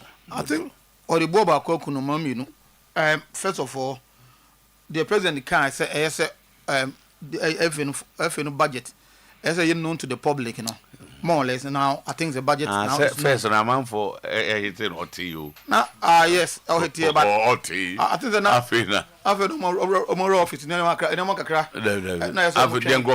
been the case now your office now the budget we have the budget we have the budget now. So in the buyer was a cat be a free one. And I'm happy. Say, why is that? My only prayer is say, something that you bit must sustain. And now they wonder because we've seen some ministers try to do that. The football people or the F, back to the way. So you saw the Honorable Mutaka Trans obey. I remember. Honorable Neil and Van der Poy, Ebeyebi. No, I had on that, but we free hold and we want to also. And Mutaka tries over, those pressure from the FA and the players, no, by anti-me amfa. Then, woman, one particular aspect of it, that management committee, seek and I'm from 2014, I can't want them. But it's the they don't pay them as management, they rather take qualification bonus. And we management committee 60,000 ministers and the best of the minister no if they did not present it, but Odo Safo say Obi owo example some management committee members take winning bonus we are no meka because they don't. Rather when they qualify. So no more so we are speaking to the document here. And the other document in the same room. Unless Ebiana or better and further particulars after the games no. Everybody say ya amfa we ya nkona we na de koy na minister na da ba bishim. Na nya sade a na say first time e dey. Okay, be a first time person say nya sade a we can only speak to this. Because I cannot sit down and understand why say even the player take $10,000 as a management committee member take $10,000. Who has any past 6 and it's 60,000. She said 10 to Obia. Why should that be the case? Player no ball no of course me I believe that the management committee do some work. But Omajumano do say in a game you want $10,000. For what? So it's good the minister no free. Yes, the coach is not there no. Is it part of when the contract I was signed to that and I say bonus the and can and now me contest say if it is signed contract document I even know what they are a bit difficult because the FA has accepted that every game you take twice what the players take. So to the American say if it is something that is written in the contract signed by or no FA there something but we magistrates can. What the wine? The bonus is also receiving the head coach no. Traumatic players yes so now no. What I'm say what is so? But the coach about sign contract with the nation. No, but have you look at be our figures no? That me by Mamin Chomo I think we are saying the same thing. That players need 10. Yeah. Normally about 5. Oh, okay. So effectively, also 20 no, about 10. So you still maintain the twice. You still maintain the twice. I understand it. Yeah. That you still maintain the twice. So that is good. I think that an American we need Sadio Ebeste. And just obedience can be here. But we feel that there's a lot of excesses. For example, you are talking about impress and incidentals as against miscellaneous. Now Oduo was talking about that. Say yes, and they represent miscellaneous, which I understand. But then Mr. Now why Sunday money no work hotel him? Say be our child on Beko, you know be a hotel. Now say oh how you say you back could do Black Stars air coach child I just don't go down go do hotel. Black Stars air coach child I said Black Stars 2 plane. Yes, if you could do and go there ahead of time. Yes, sometimes you pay ahead of time. So Sunday man no those of you film. You come say we kasa say we China jetum. Bra individuals go to kwan na akọ bia. Utimi hotel reservation, e payment and na akọ do. Eti no sade no emamu. Mo de no mo ye. Manye. Yeah, come on. So all these things, they are trying to justify. No, or can me say, the money will come and F in home or $400 budget. No. Yes, I mean for this kind of but F and a draw budget. No, so you could do the actual for come to the FA, the people. You are calling you have opportunity to travel with the FA. No. Out to kwan ahusane man wan bi so to at the end of the day say you baka koto ade bi na ade don you discuss na aba be hwe ho a minister no accountant ni efe no ana echo more or less ebu akwa scan de mama wo efe no even though the minister accountant now assign and no kwara ko yana sade no less than figure na wo kana so the invoices ni receipts so I think say efe no cannot run away from this. The bottom line is I was expecting him to praise the minister rather than say or run it or dilly episode say and your first time is say your first time then say if it's good for the country why don't you commend him say adiana o ebeboa am yet me stability am yet me anya yesika ya small protect yesika am skano because kan omukasi atisu say if a stand there you are talking about so $732,000 abra even you charge game no nko no sika omo kan wasam $400,000 so obetuma up match is two of Manchester I on Ghana ha no you bet me the game you bet me the sesca we are here me feel say na sika bi ko ba bi bebre dodo sesca no you do budget ba and na yetimi nya bi chairman crofo bi edidi no let's protect the public ma Zach mrem na afi yehwe Zach am say where you now ready say yemmo eno ansana okay not everything that sometimes you get up and you want to respond. You don't have anything to respond. One, you presented an estimate. The estimate went through a process and the approval have so been given. And it is that approval that we are working with. And that's all. Yeah. So I don't know what it is that they want to do. They will wait for them since they say they would respond. But who is communication this? There should be is there no human being there that can put his name? They should have put a name there so that we know when we are speaking to, we speak to a name. But the communication department is so vague. You can't just put it where and say because there's somebody in charge of what? Communication there. So why is the person afraid to put his name there? And then his communication department.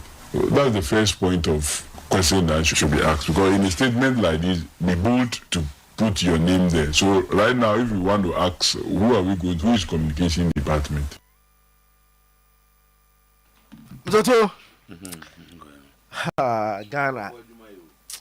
Ghana is sweet too. Ghana is very, very sweet. Bia ne asamfofra edibo kromase. And I mean it's reacted to. Let now can release now can you know and na or reacted to. Me pa bi am to ngobi. So we so we for mbodi ka. So madro. They are in the omo njame na dada. Oh, se bo na echina. Some the chatted na ko e dia. Na se minister. Obe join you. Minister, obefa. Nancy I realize say I won you with you. Mostly he goes most and say omo ko bia on follow team nko. On nkwa na he goes separately on his own now on so akonom no. Mzo let's start it from this angle. Pacho. GF can change someone omo go or contract. Send for blaster, and I blaster. GFA have a contract with Goela, almost sponsor blasters. And you know, Ed Dana will be our sponsorship with a oil company. Now, sponsorship in the and a been to me and solve fuel issues. Let's assume say what Odusa for can end correct. Say they use it for some runs be on and Pacho. I got a petrol board. 3 days, petrol 500 million. I'm say cars ni bika on your bus no kwa. 70 real. I'm so official. Na VIP for you to grab. 500 million. $50,000. But my VIP ni nyina ngobi. You see, what you want to ask you? What is the importance of that sponsorship no more with going? If that sponsorship cannot cater for certain sign them when then the relevance anything. That is the first place. For us to go and wait almost 500 million for 3 days on fuel keke. Say the officials of the referees in India and they minimum a contract no there but 2 years ago. And the GFA and the Ghana Oil Company Goil have announced a partnership deal worth $200,000 for 2 years. Over a 2-year period. Okay, in Tibia 2-year period and sign. And so become starting November. Okay. So for 2 years it's within. Yes. Now a $200,000 a year. I just said Goyle will give GF $100,000 worth of. If you break it down, it's about $8,000-9,000 every month. So what I say? Say a black star there, meaning baby a black star go bobo G way na. And to be a general sponsorship with the GF. No, be a black stars and count. So black stars they are buying any book until some go do sponsors but my buy. They knows what it is. One. I'm told say the first 2 World Cup qualifiers boy you know. That is where those are for response no more problem kakra. The management committee members took 100,000 as winning bonus. Yeah, board then. The first two one why World Cup qualifiers no. See, for about first 2 no, they took $10,000 each as winning offensive winning bonus. Management committee. Yes, 10,000 each as winning bonus. I buy research. The 2 now. We baby man ya more money if anything. Last 2 na boy no. And omanje nti no na minister no mo share no say that be what they are now going to do is say yam twa winning bonus emfa mo biom but what we do is that more responsibility is to what a friend say help the team qualify ye be match mo nsa mumma nyama mon qualify we are then I say we are rewarding you for your qualification. So what we are now discussing is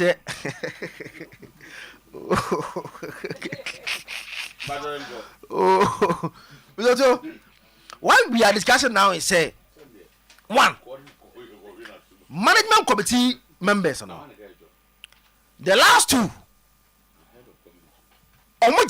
last two your man but first two they collected. You understand? First two they collected, last two they didn't collect. It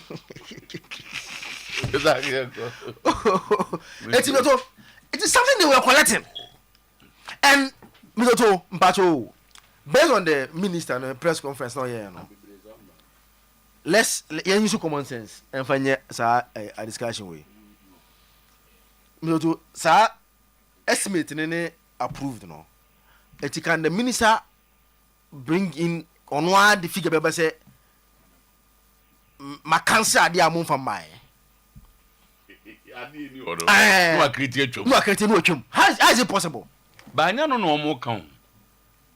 I don't think that is the almost see. If I was a statement they are meditate, but we'll do that for the end say a estimates. Now, but me kwena na me hu na minim because me budget akoma about buy any dey sir. Say also the big count say dey be akwa. BBC na just was spend. And no ntina match incidental. Can no me use miscellaneous. But say incidental. Do nanka wo pay $60,000 bi. E dey atu na after $60,000 no so say a plus minus na be ko bi adokono no na ye $5 e cost 7 enti night why ye niam mienu yes ni nya no virtually say aban mu fo ndi omo nim akonta o to mo hwe ya no me say first time I bo aban abaso pa wa ni it's not true po say aban ye niam bebe ba we die ba wa ya djuma omoji winning bonus no Olusegun should not come and create any omoji winning bonus any ba enche o so management committee there that I know omoji winning bonus no omoji na say no omoji so something that onfa ho estimate nko e me dey cancel okay no tio say sports department ba mso to say omukwa akwa commentary na omunchiro nhye mu say yeduru nkokwa ebedi fufu no akotwere na wa be try say omuso omedi fufu nti cancel how it doesn't make sense as a word in adwuma boni on say ade obi ntroye na wa try say cancel am say a problem with so the minister was reacting to the estimate you brought omu veti ya enyima omo ye from and those that they've accepted okay enyima wo de buy no paying of winning bonus was included now so players no sika samle there with a lot of discussion have gone on how you might say see chase cano any the amount involved so to playing qualifiers me I'm one of those who believes say pay winning bonuses for qualifiers and opponent game if you qualify then whatever near you use carry amount but so mom kakra anya omo nje per day am nyama per day am $250 per day anti final I'm so $250 and your churches came out yeah got semenyomo and you boy no I ask keeper no on $250 per day no fine but also that be on the per day the man show na no pa no bia ko krom no wo be so to bibi wo tu kwa Ghana wo tu go bank for be san $250 and the second no class no cry kotokoni ade gram say 100 as one nkwa momo period 100 be 150 for the whole period and one day there be no daily em say one ba sem sika ni onja say per day no the babro for a per day dem no day it don't even go to me 4 days per diem. I feel Ghana the It's Ghana any. I will try. So me Edu abrochi. Say na Manchester go Grimsby. So ombe mom. I don't say so as my Kenya say you go qualify World Cup qualifiers. So to asemo say make sense. We are paying money because we want to qualify for a tournament. Then you just get a moment abai and qualify. Say aboka. There be say the another topic ba. Then you go to chapter 6 of Ghana's constitution. National team there. Directive principles of state policy. Born we say di new. Enti no say qualifiers aka countries bi akomo mobi. Omo bo se mom kromfo ani baji. Enti no omo gi ani nti na e ma omo kaka. Enti omo gi no omo gi ani nti no ana kaka na nti de bia na mo pɛ de no. Enti for bonus no there if you qualify na kan ya bo na de amamo for example mo boy ya do you say they are still taking 10,000 minister no we give me kaka no make keke they are still taking 10,000 bonus call 5 as about 10,000 even the why and say 10,000 if you qualify what they have agree with them they say they are paying 5,000 to them qualify near the 5 times qualify times 8 into 5 times 8 say near ye na abomre da mom say no ye chance enter me see think ye fa from ganyin free o mom if you come you give your pay them be fine if you qualify na carbon na the amount on say the qualify no ko like the referee say born no ko nyom nya na be ko bi o obi o your friend back your friend bi enti the me dia ma be bo dem 5 ma me nko enti you qualify wow o de boy you make am the amount but you see we are careful we are monitoring the blasters too much yes okay and creating an impression say blasters no the avenue for people to get money and chop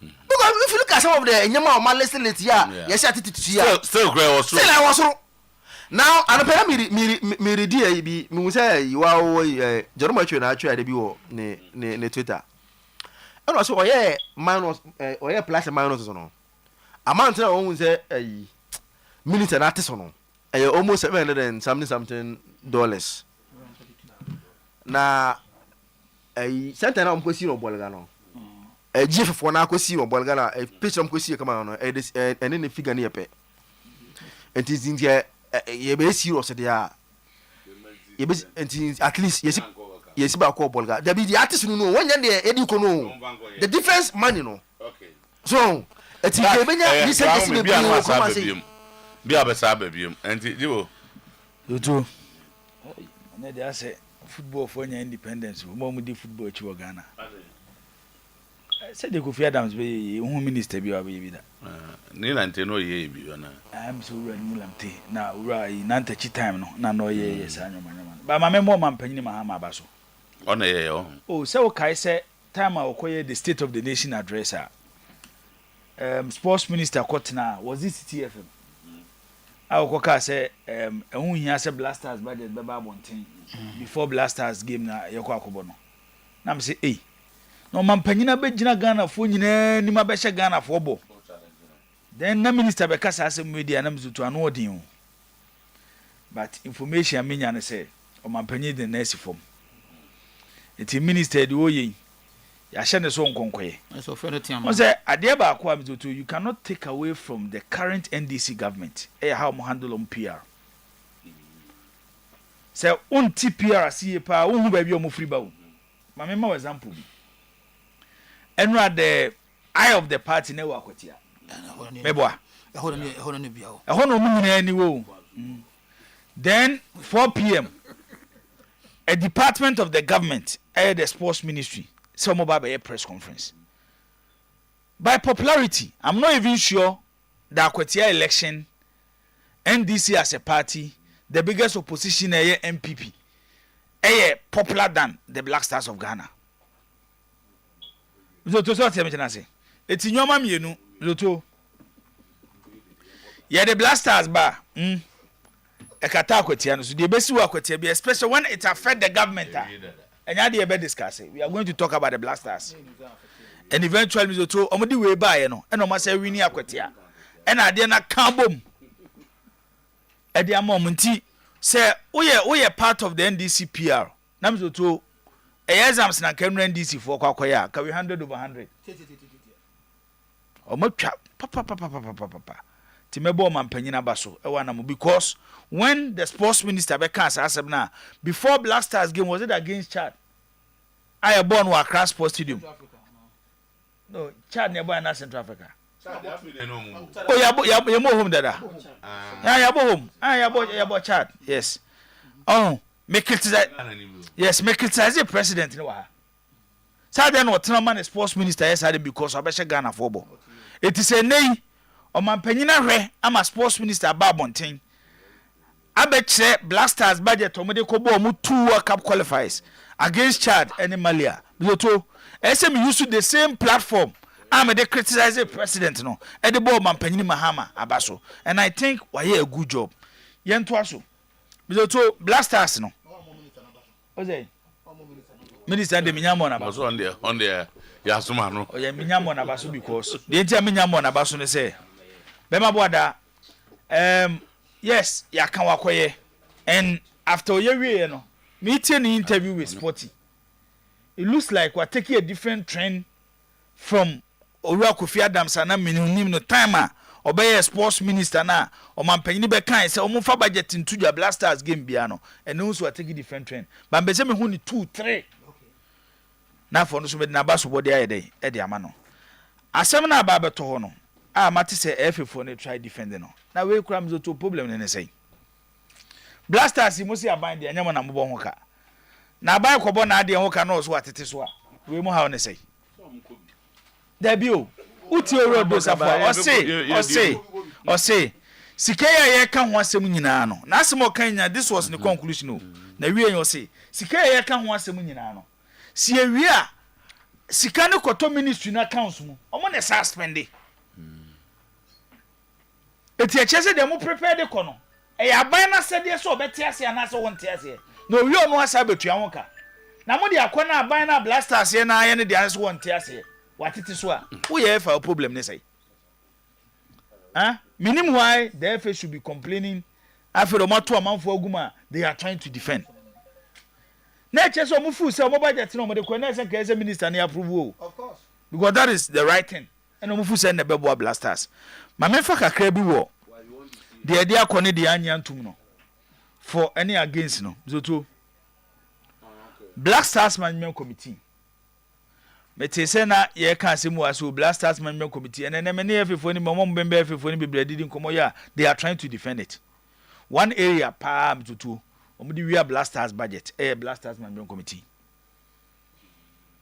yetimi twiro dinko ye nipa 8 ye mo bia $100,000 ye discount mo mu wi a then $100,000 ne say de share siase anima na yakoma siase $70,000 ya titiska ni yesi nkofo bi so wo akiro mo ye adwuma te discount komo san nkofo kro ne anima mo which ekonipa ba akofo butom typical example yo say ekofo ni large cruiser ye ko 2022 World Cup e wakata me menya one-on-one conversation with Osekofo say what one your friend say ni sika no for 15,000 mra ade eche so nsan for 25,000 on for 10,000 so na nya 25,000 na nkofo bi wo akire say diska no say amode sebi nkwasi asem na mokeka ne sa no ka tell line no if one so free Black Stars Management Committee so na what tro me din dia akwaji sika de misika abreme a uwie ya asem mfa bi mkoto account bi it doesn't make sense. People are just milking the nation using the Black Stars. And me bon pa yese sade we beto aso. Me to se kan ye nyina yetwi bi. Odu osafu be cheche mo say for referee cars be ne high mom, nye Land Cruiser, nye V8. V8 be referee so mo ba me to ma che wo man ma 2 days. It is a cars a wo so ni mini buses ne ho anwan. See e be bo Black Stars any Chad 3 days. Se cars ne mpo ye 20 and am use for official duties including Black Stars bus no mu use na nipa da se ni be na betena se pa beji se wo do safo ne hefifo no se wo na wo bo man ne wo ka na bo Black Stars wo ka no bi ye budget to bra ka beji atum si yetimi to fuel 56,000 Ghana cedis eh na de galamsey forms doto omo use cars omo kwa no mo here fuel omo to fuel 56,000 the whole week no mo yom galamsey ade bi ho a memma out to me defend it egu wo kura nim ase me bra panyin odo safo ya bo din se wo ye ayi o de wo na ya no be clearing agent wo be clear nyoma ne sanoma jai na egu anim ase onya Mizoto he should stop kura onya ne 10 because yes ana quite said there as a moody on film I'm telling Mizoto make us ask me actually if it's up to the NDC government and which I support because when omo presented the local league Ediama the NDC government the state of our local league Mizoto they were shocked say your ball league wo Ghana league ni sponsorship clubs abebo league e wo Ghana have obi enye sika free how can that be possible but see a World Cup na you expect see better mo man sika nyina dia ko World Cup tournament I lasted for only 1 month na there be as wotam sika kwa na wuku foundation na ebedu stage bi ntimi qualify ko World Cup biem and about back to affect oman no if it's to the NDC government pass is here Mizoto komo nya kranka World Cup ne enko no mo fa sika ni develop football and other sports dia owo mo ho sese pa no because how come yeti ayeka say Mizoto a Ghanaian club a qualify for Africa 2 Ghanaian clubs yenya stadium momo who be defend 56,000 for fuel who expect government is obey investing in facilities the same government now who expect so they obey investing in facilities no who say okobu no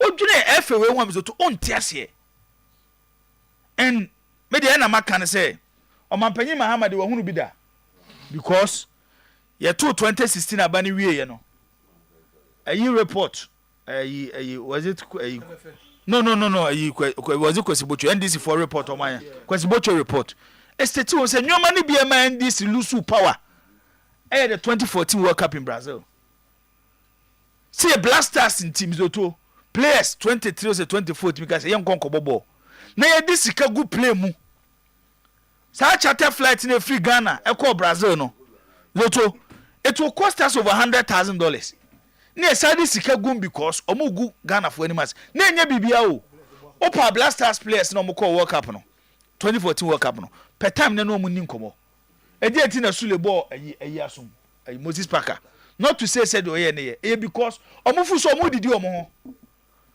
na what to Mizoto player ko get $10,000 Blasters member committee members so ko get $10,000 na ball no ko bo bia me akotwa mo apira na so ko yede ball no ko bo bia me akotwa media when it comes to players sika omodia me nkasa ase no because the career of footballers is short boy ya ko bo na chiren nya me mfa sambo bi betimi apira na career eno ano no etimi dia se players sika ombeje dia na me nko but it doesn't make sense sebi nyansanim so obey budget say ye ma players $10,000 also ye Blasters management committee member also ye ma $10,000 okay how yo ma sober mre why sober akra bi na mo weti no mame Mizoto ye ndi nkomo ketu bi na ye mpese ye be bobo no ma ntimi an bob mo de ba be she budget na ba bon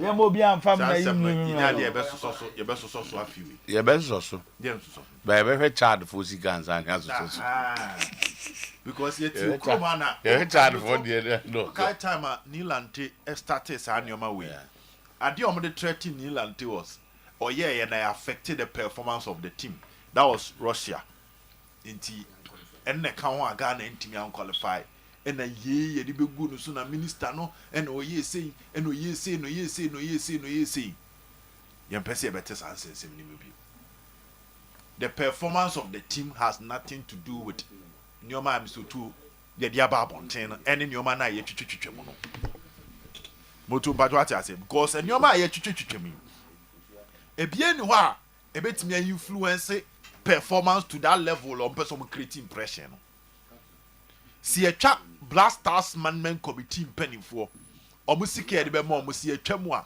enye anything to do with the total amount of money say the Blasters for no and the performance of the field but to charge the crowd here to budget we no ke ja hye nipa bebre nsa ke betwitwa mu bebre kura chen the minister ni twitwa mu no because we can beat Chad if you are serious as a player and you want to develop yourself. If you are serious as a federation chair, makwa tenase approve term. Any kwan say Chad ebe team one. Ye ba be boy ye ba be nya ho adwendwen kese. Because we have serious examples we can use to discuss these things. Yetiana ne pese qualify for AFCON. No to. Ne pese AFCON. Yeah, everything to support this Blasters financially. Omentimi anse. But to so be kaya. The trahane any Sudan kura na adane asem. Sudan fo antokwasi omukruma. Omu home match kro muntimi mbo omukruma. Budget kro omu de bobo kura adane asem. To the last time we kwasi appear interview no say they are getting support from other people. And the Sudan for ntimi de omu bomb matches. Omu go krom hoda. Krom nsi hoda. Kwasi appear free year you nsi hoda. Enya budget papa bia na Sudan for use. Yere enye si okroma. Niger enye si okroma. So mom players on mobile abrochiri. Legitum. Oh, I'm Sudan. Just abrochiri okrom. Yeah, no go abrochiri enye okrom. The moment you players were championship no. No to na championship. The moment you come abrochiri enye okrom. Nti any poor outside okrom bia ya abrochiri. So mom bobo okrom. But the bottom line is this budget and the discussion around the budget. The narrative they want to push is that it will distract the focus of the Blasters and eventually affect their performance. The Blasters are qualified. Yes, we need too much, especially my. Hey, Baba is a money pansy. I wish you too. I'm talking so baby. There be Mali. But Baba the same. Oh, do always say was it first go ungo? No. You see. Normally when these things happen, how they win back the sympathy from Ghanaians is when the team don't perform. And I'm person to be say the campus akokono. Because what's the deal? Some of the FA people have started making comments say, "Ada na budget amba after the game because discussions around the budget about killing the national supporters yenya edma the Blasters. San die ni bi na Mr. Otuo mo ye twa sanfoni ni bi. Group ni no ano. Comoros. 12. Yes, Madagascar. So 3 points. Yeah, 3 points. And say no. Your Mali waha, and your Comoros waha. I didn't them they are qualified. Your Mali ni Comoros waha. Enti. Na Mali for more 9 points. No, 9 points. I come at say 3-3. Maybe I got 3-3. Now 15 will go 9 Oyerepa 15 and 9. Goal difference of plus and -4. Second best one matches. I got 4. No to second best. Any 2 home games. Any all Chad away. Chad the European boys. How many points? You qualify. This is the first time they are going to play in their home Kromo. Almost 0. So now born on Morocco. And Morocco Oyerepa. Omo stadium. It's almost Unimbo. New stadium. The results on the field must be solid. I want to drum on that because we've been here before. We've been here before.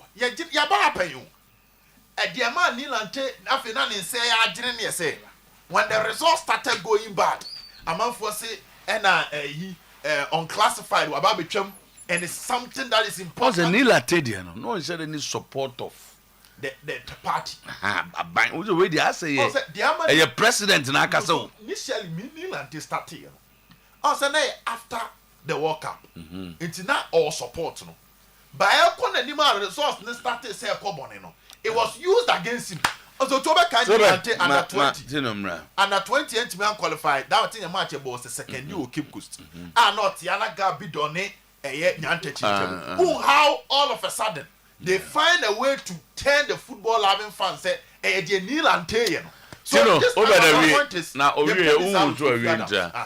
I went to a trading. Okay, they say a man for say on take a crowns and Tesoka Crank. There's any onion fans. Kofi Adams. They say, oh, Twitter, baby, Kofi Adams. Because you're trending number 1. Tino, Meteo Super Lover Groups of Company, and on the pay me come for the Amawo. Mom here Techno, Samsung, iPhone, Infinix, Ita, Samsung. Here we no nina no. Makato Senedian, a papa, Wota, a betcha the amount, a phone corner, Pebio Crown, some, the Abachama on the Yagra home, near the Biana, dear Antisin, and Nasi Debbie.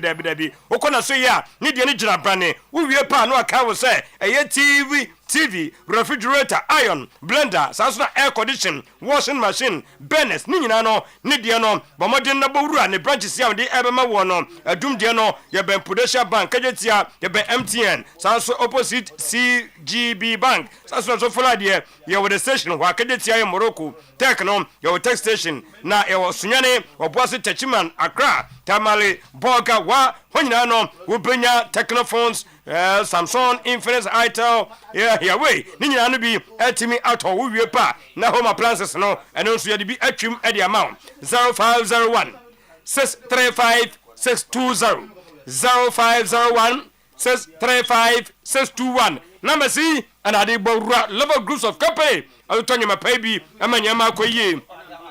Yasho, Hinigra Kosodwaya, now for 9 times award no, Wajua hepatitis home, fatty liver, prostate ulcer, kidney stone, the SK, the liver care, a bomb modern bomb, liver no, et imagine ye, Jikaji, Heba, Mr. and Capsules, Beman Quadia, Madron no, and my anchor home, Bema pursue demands and Papa and Pemua, Nedro Cotta, I don't know, your mama don't corner, see me and Sunny Nabi by calling 0244 544 422 and 0200 383831. President Brandon Edma Conason, Dedma say, Wotona Diacoton, would you choose here? Yes, so be a near tree, 25 years near Messia Nyabate, and into Momadim, Nafa Hujim, Nina say a profile, macro calcium ingredients, and no any other modem, and never be a salsa dia, ye, but I none say, a call cinema, and Pausi fita, we are any conconeno, MP, halitosis away, so Casago, so dear, and dear call, open 175 big family park, 120 Aqua Park 65, 12 in Sachet, Ninano, who bet to me and a bit at all. President, every smile matters, and a pay to Tumrika Sentia will be our air body at 24 cents. So, Sansa Comasidiano, or more and extra for many other guys, no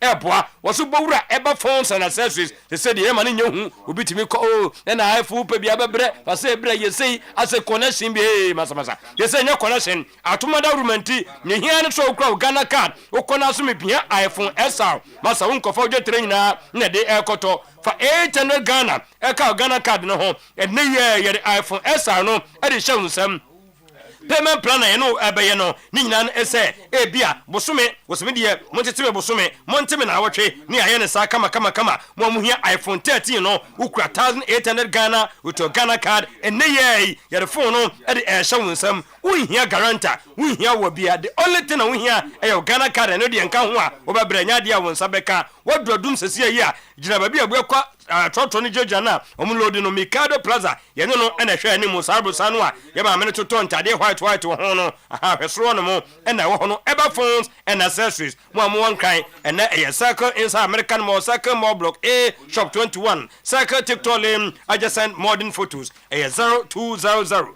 689 170 0200 689 175. Not just when you ever phone be to me a crowd bra copy iPhone at all.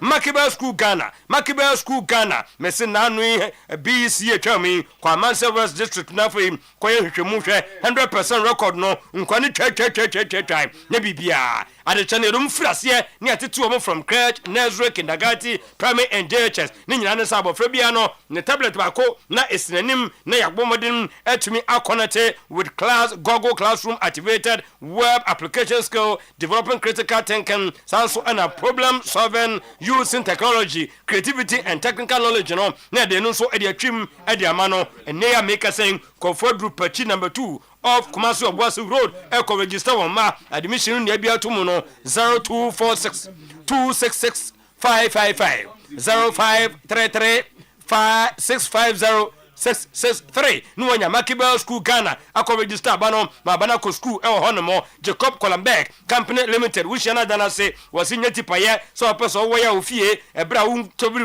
wo detre nyina anko wo ya na wi a wo nkoda kom eno nto no be hyehyeye na afei wo ya de ama wo kosa to register ma wi a wo ya na de aka no wo to ne kakran botu mu bi de aka ne kakran housing whole wiring PVC pipe fitting electrical for service CCTV installation fire alarm system power working gate automatic motor installation nyama no doso ofie no wires na guso no ayedada emiema tu for that no wa hada kropegia to fie ama somasi enu ntupo so sani ye kokro no mabohia adonkonie best brain ye ho ana abehunu Jacob Columberg Company Limited 0536 006 441 0245 718 958 na no so wanya no akọ waya ofie no e de ama kama Franco Trading Enterprise anopa ya abomodin kopen Nokia Samsung iPhone Smart TV ni air condition church freezer washing machine microwave blender CCTV camera function monitor video anytime anywhere ni branches ni nya no e 40% discount what free so wo hu donti ye ko Edaba Jewel Chawengo shop Edum Old Macon Kofo Clinic New Kejeti ho nya no tituso no ye adwuma still phone no papa party fee no 0245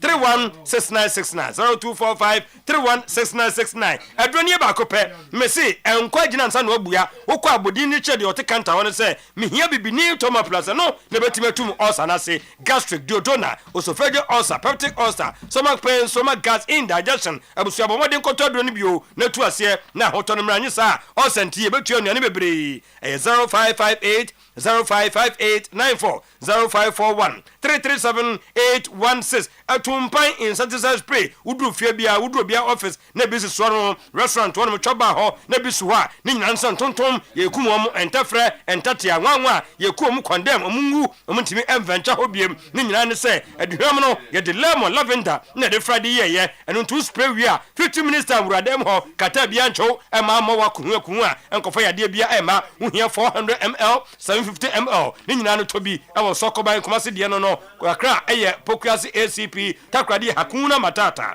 0553 082674 0553 082607 na nyama ko yie mesidi na nanam de ti yen eye bidie ene body tire ene hoden wunya bi eno nti ana Samara company si da bi yen de ye asede si ebe na atre ho da to entwa ti ne de ka chako toothpaste ede abaka chako toothpaste yen botai ne se enyi toxins no emfiri useno emu na afi uwie pa emomoden emanyema entimi enko kama emfa ema nyema enko kama dia na just waji atum se dia bibia no ejina abrane kama edimau na mekane sa na just pause no fita uwia na manyina no akoyie ediamau 0246 864 798 0246 864 798 0501 na just uwie pa wabo modern abo 45462 amanyama ayekama Christian Service University se sia enkonfo register September bosome no ene awuremu no wodi etna office na ye dem tiara me ne hweka akwani kosia oyepe ne ayu afiri ho ne the position no dia ma no eno nti bomodin bra ne encho MA event management 1 year pe obawie MSc digital planning and supply chain management eno so 1 year MSc corporate planning and governance 1 year ye wo BSc cyber security 4 year diploma in business study eno 2 years ya channel so baby abeda no a bonita form scholarship ne de da ho and the 6 to 15 aggregate for no mon kwane nyama mo food bank program no ko for year papa baby abeda de wo da ho a ye be serve zalom no just de bia nyama ekoyie bo WMNsa bo CSUC edu Ghana uko odene ho kwada so near Santase 100 meters off Star Junction Kumase Obosi Road wa 0246 275 375 0246 275 375 Rosters Roofing wasim kasa na wohanya mpoto ho ni nyina no se memedie maje atum se sidi no na ho de na basoro dollar ni jaba bi ejina wontimi nko no wontimi emba eno nti Ghana for momedi so mfaso site wono mo ye ko ho akoboda no so mawa ye won chance bi e fans aluminium product e papa alozen kene kwa de me bodi na ma sorry sansan ho de nchechiri ntwie de bia nsuo bo wie bo from efa eyi wotim de otim Rosters Roofing na de sade ni ema wo what is 25% discount off 0501 453 869 0544 338042 Golden Deal Hotel ejaba kokua makacho semasa so ne abusuane eba na mabeda ye adwene ho sem comfortability no ebe hia luxury no ebe koso yie na fe top class service no eno so ye dia maw ye pesa wo kwa de bia ba fiance ye ma mensanko na menkoda Golden Deal Hotel ni nyina ne se ya to yebo ye package na fe papa ye wo family rooms e wo hono no de spacious and a cozy eno no de oba utum say yes nyama nyina e koyie sanso ne wo standard rooms e wo hono eno ne de ne bo no comfort no wo fam papa that you say yes ye wo enei executive rooms wo hono eno ne premium comfort business travelers no momo de eno no ye wie pa ne atwa business suite room eno no de medical catcher say wo hwese de yes ya furniture hono ne say de modern amenities no wo ha obia ni beje so beda business suite room no amanyama tumi akoyie other rooms no eye gym center ho ye swimming pool kase pa utum say yes utumi enjoy saloon wo ha betuma ye utumi hia so bako ba bi no akoye uti ba ne restaurant meja kakra go level no peduan pa bi atumi at the conference room ni de makacho se eso na well quick utum say yes betuma ye workshop wedding ani bibia e wo ho no mo ye ko enkawe we no ebe national health insurance no hona nano mo pa ho ntuma yi ko ho no masa ho nya easy boss afi no mo golden deal golden deal it's a hona weekend nyina mamfo the boss hofe papa kuma de ze de hona obi agenamba na wonam kwantempo no so a watu afa hona wakotwa wani so experience fantastic go and experience anya de bia na dada Matthew na otifa akosa ya chisam kakra 0241 090821 0543 553793 number simienu edu ko Golden Deal Hotel en Career National Health Insurance no ncho no ho ana chese obo modern etimi ato ache no born and na birthday to Janet Owusuansa happy birthday to Janet Owusuansa asokwa any baby a otie into special birthday born call ed ama Janet wono so ewo asokwa on that note memfam ensheleje for na mo se saying Fosua for na mun kasaye. Fosua yira won sese. Fosua yira. We na ade bae no. Tuna we so the boss bi na de ma mi o. Order chewa na. Danger na to me. Order ne ma o sese. Menya ne birthday man. Okay, because also order na ma. O dabi. E fa ni Janet Owusuansa. Okay. Asokwa no tie. Ba for we na de bae. Janet Owusuansa. Harry so. Na was so free. Obi na so nyama na. Okay. Obina to ba phone. KGP beti. Obina so nya man. Obina to renkrati. Na ya posua for no ya di nkoma na anu no. Okay. Posua de ye. Oh yes. Obi ampe posua bebo amema. Mema treated bi bia ma ne ma fine. Powder no bo modin na unya bi na. That's right. That's right. We gum what you say yes. That's right. A chance am mine. Be bia wu. Ai wunya COVID test. Be amampo adi atum. Na de to COVID test na say. That's right. Na me shane de 3D ni etu ase. Bia kwa no. Auntie Abbas, akwa banet say. Okay. Enko for be ya. No ma say say. Democracy a mu be ko visa je kra ya asem kakra de mama musa ko ya muna no ma za ko. Na de be mu ka sin ma mo bi. Ye bo bi ni entimi anko. E na we ake ye be ko. Da na ma anko. Omu ye free kotoko ne shey. Na ne ese ne kotoko no unu ase mana. America de no na America na o ma say no. Say America the whole world obi as democracy de bo a ye nye celebrity ya de wa ye. Togo krom so miema. This o my about say what dey o fa ho no ma na wa fa hatu. O wa fa hatu. Fa hatu anu api ato. And they say mo bi ya fa. Ye bo wi a o mo say be fa hatu. Atomi junction no. O mo dey fa hatu. No mo dey aba be pie do me. Ama so nkan nya kura o ka say oye. Hatu. Enya hatu. Enya goba. Ese wona ya. Goba hatu. No be pie Atomi junction. Okay. Ana wakọ na usa ba na. Da bi o junction Atomi junction fi do me ba. Da bi say o hatu. E na akọ agoba wa. Ofri Westlands. E no abesi street no Madina. Madina na ba. Do Madina ba dia. Ubedika adu ayi agoba. Za no ba hatu. Do fi hatu no aba Atomi junction. Next. No mo say agoba be se.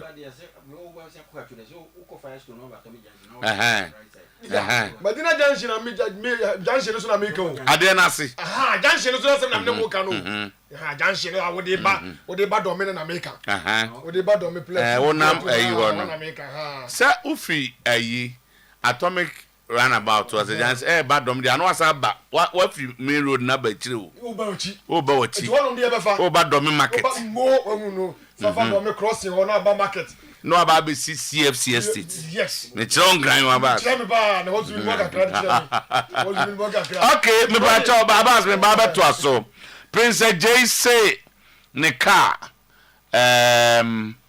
Ash Toyota Corolla car yesu abas wa hu registration number near GE 146412 GE 146412 na second year da benra 5:30 anwumre mo be ka na mbacho se Facebook ozo TV so akọ we ka na ne suo no na 5:30 eno pack kai e woni fie animu eja wakoda osori anopa kai eni ho anwumre 5:30 na wono koda ya ade achi 5:45 ahomache okofa ne ka no akọ ba bia ka no obi abefa ko wa ya bia wanwu ka no me ba choka yesi we GE 146412 askala kama pa Toyota Corolla ibi uhu obi a na se obi otike mu anase obi oye odi foolish bia afaka ihu a bomodian ne bo approach for ama ne anase frɛ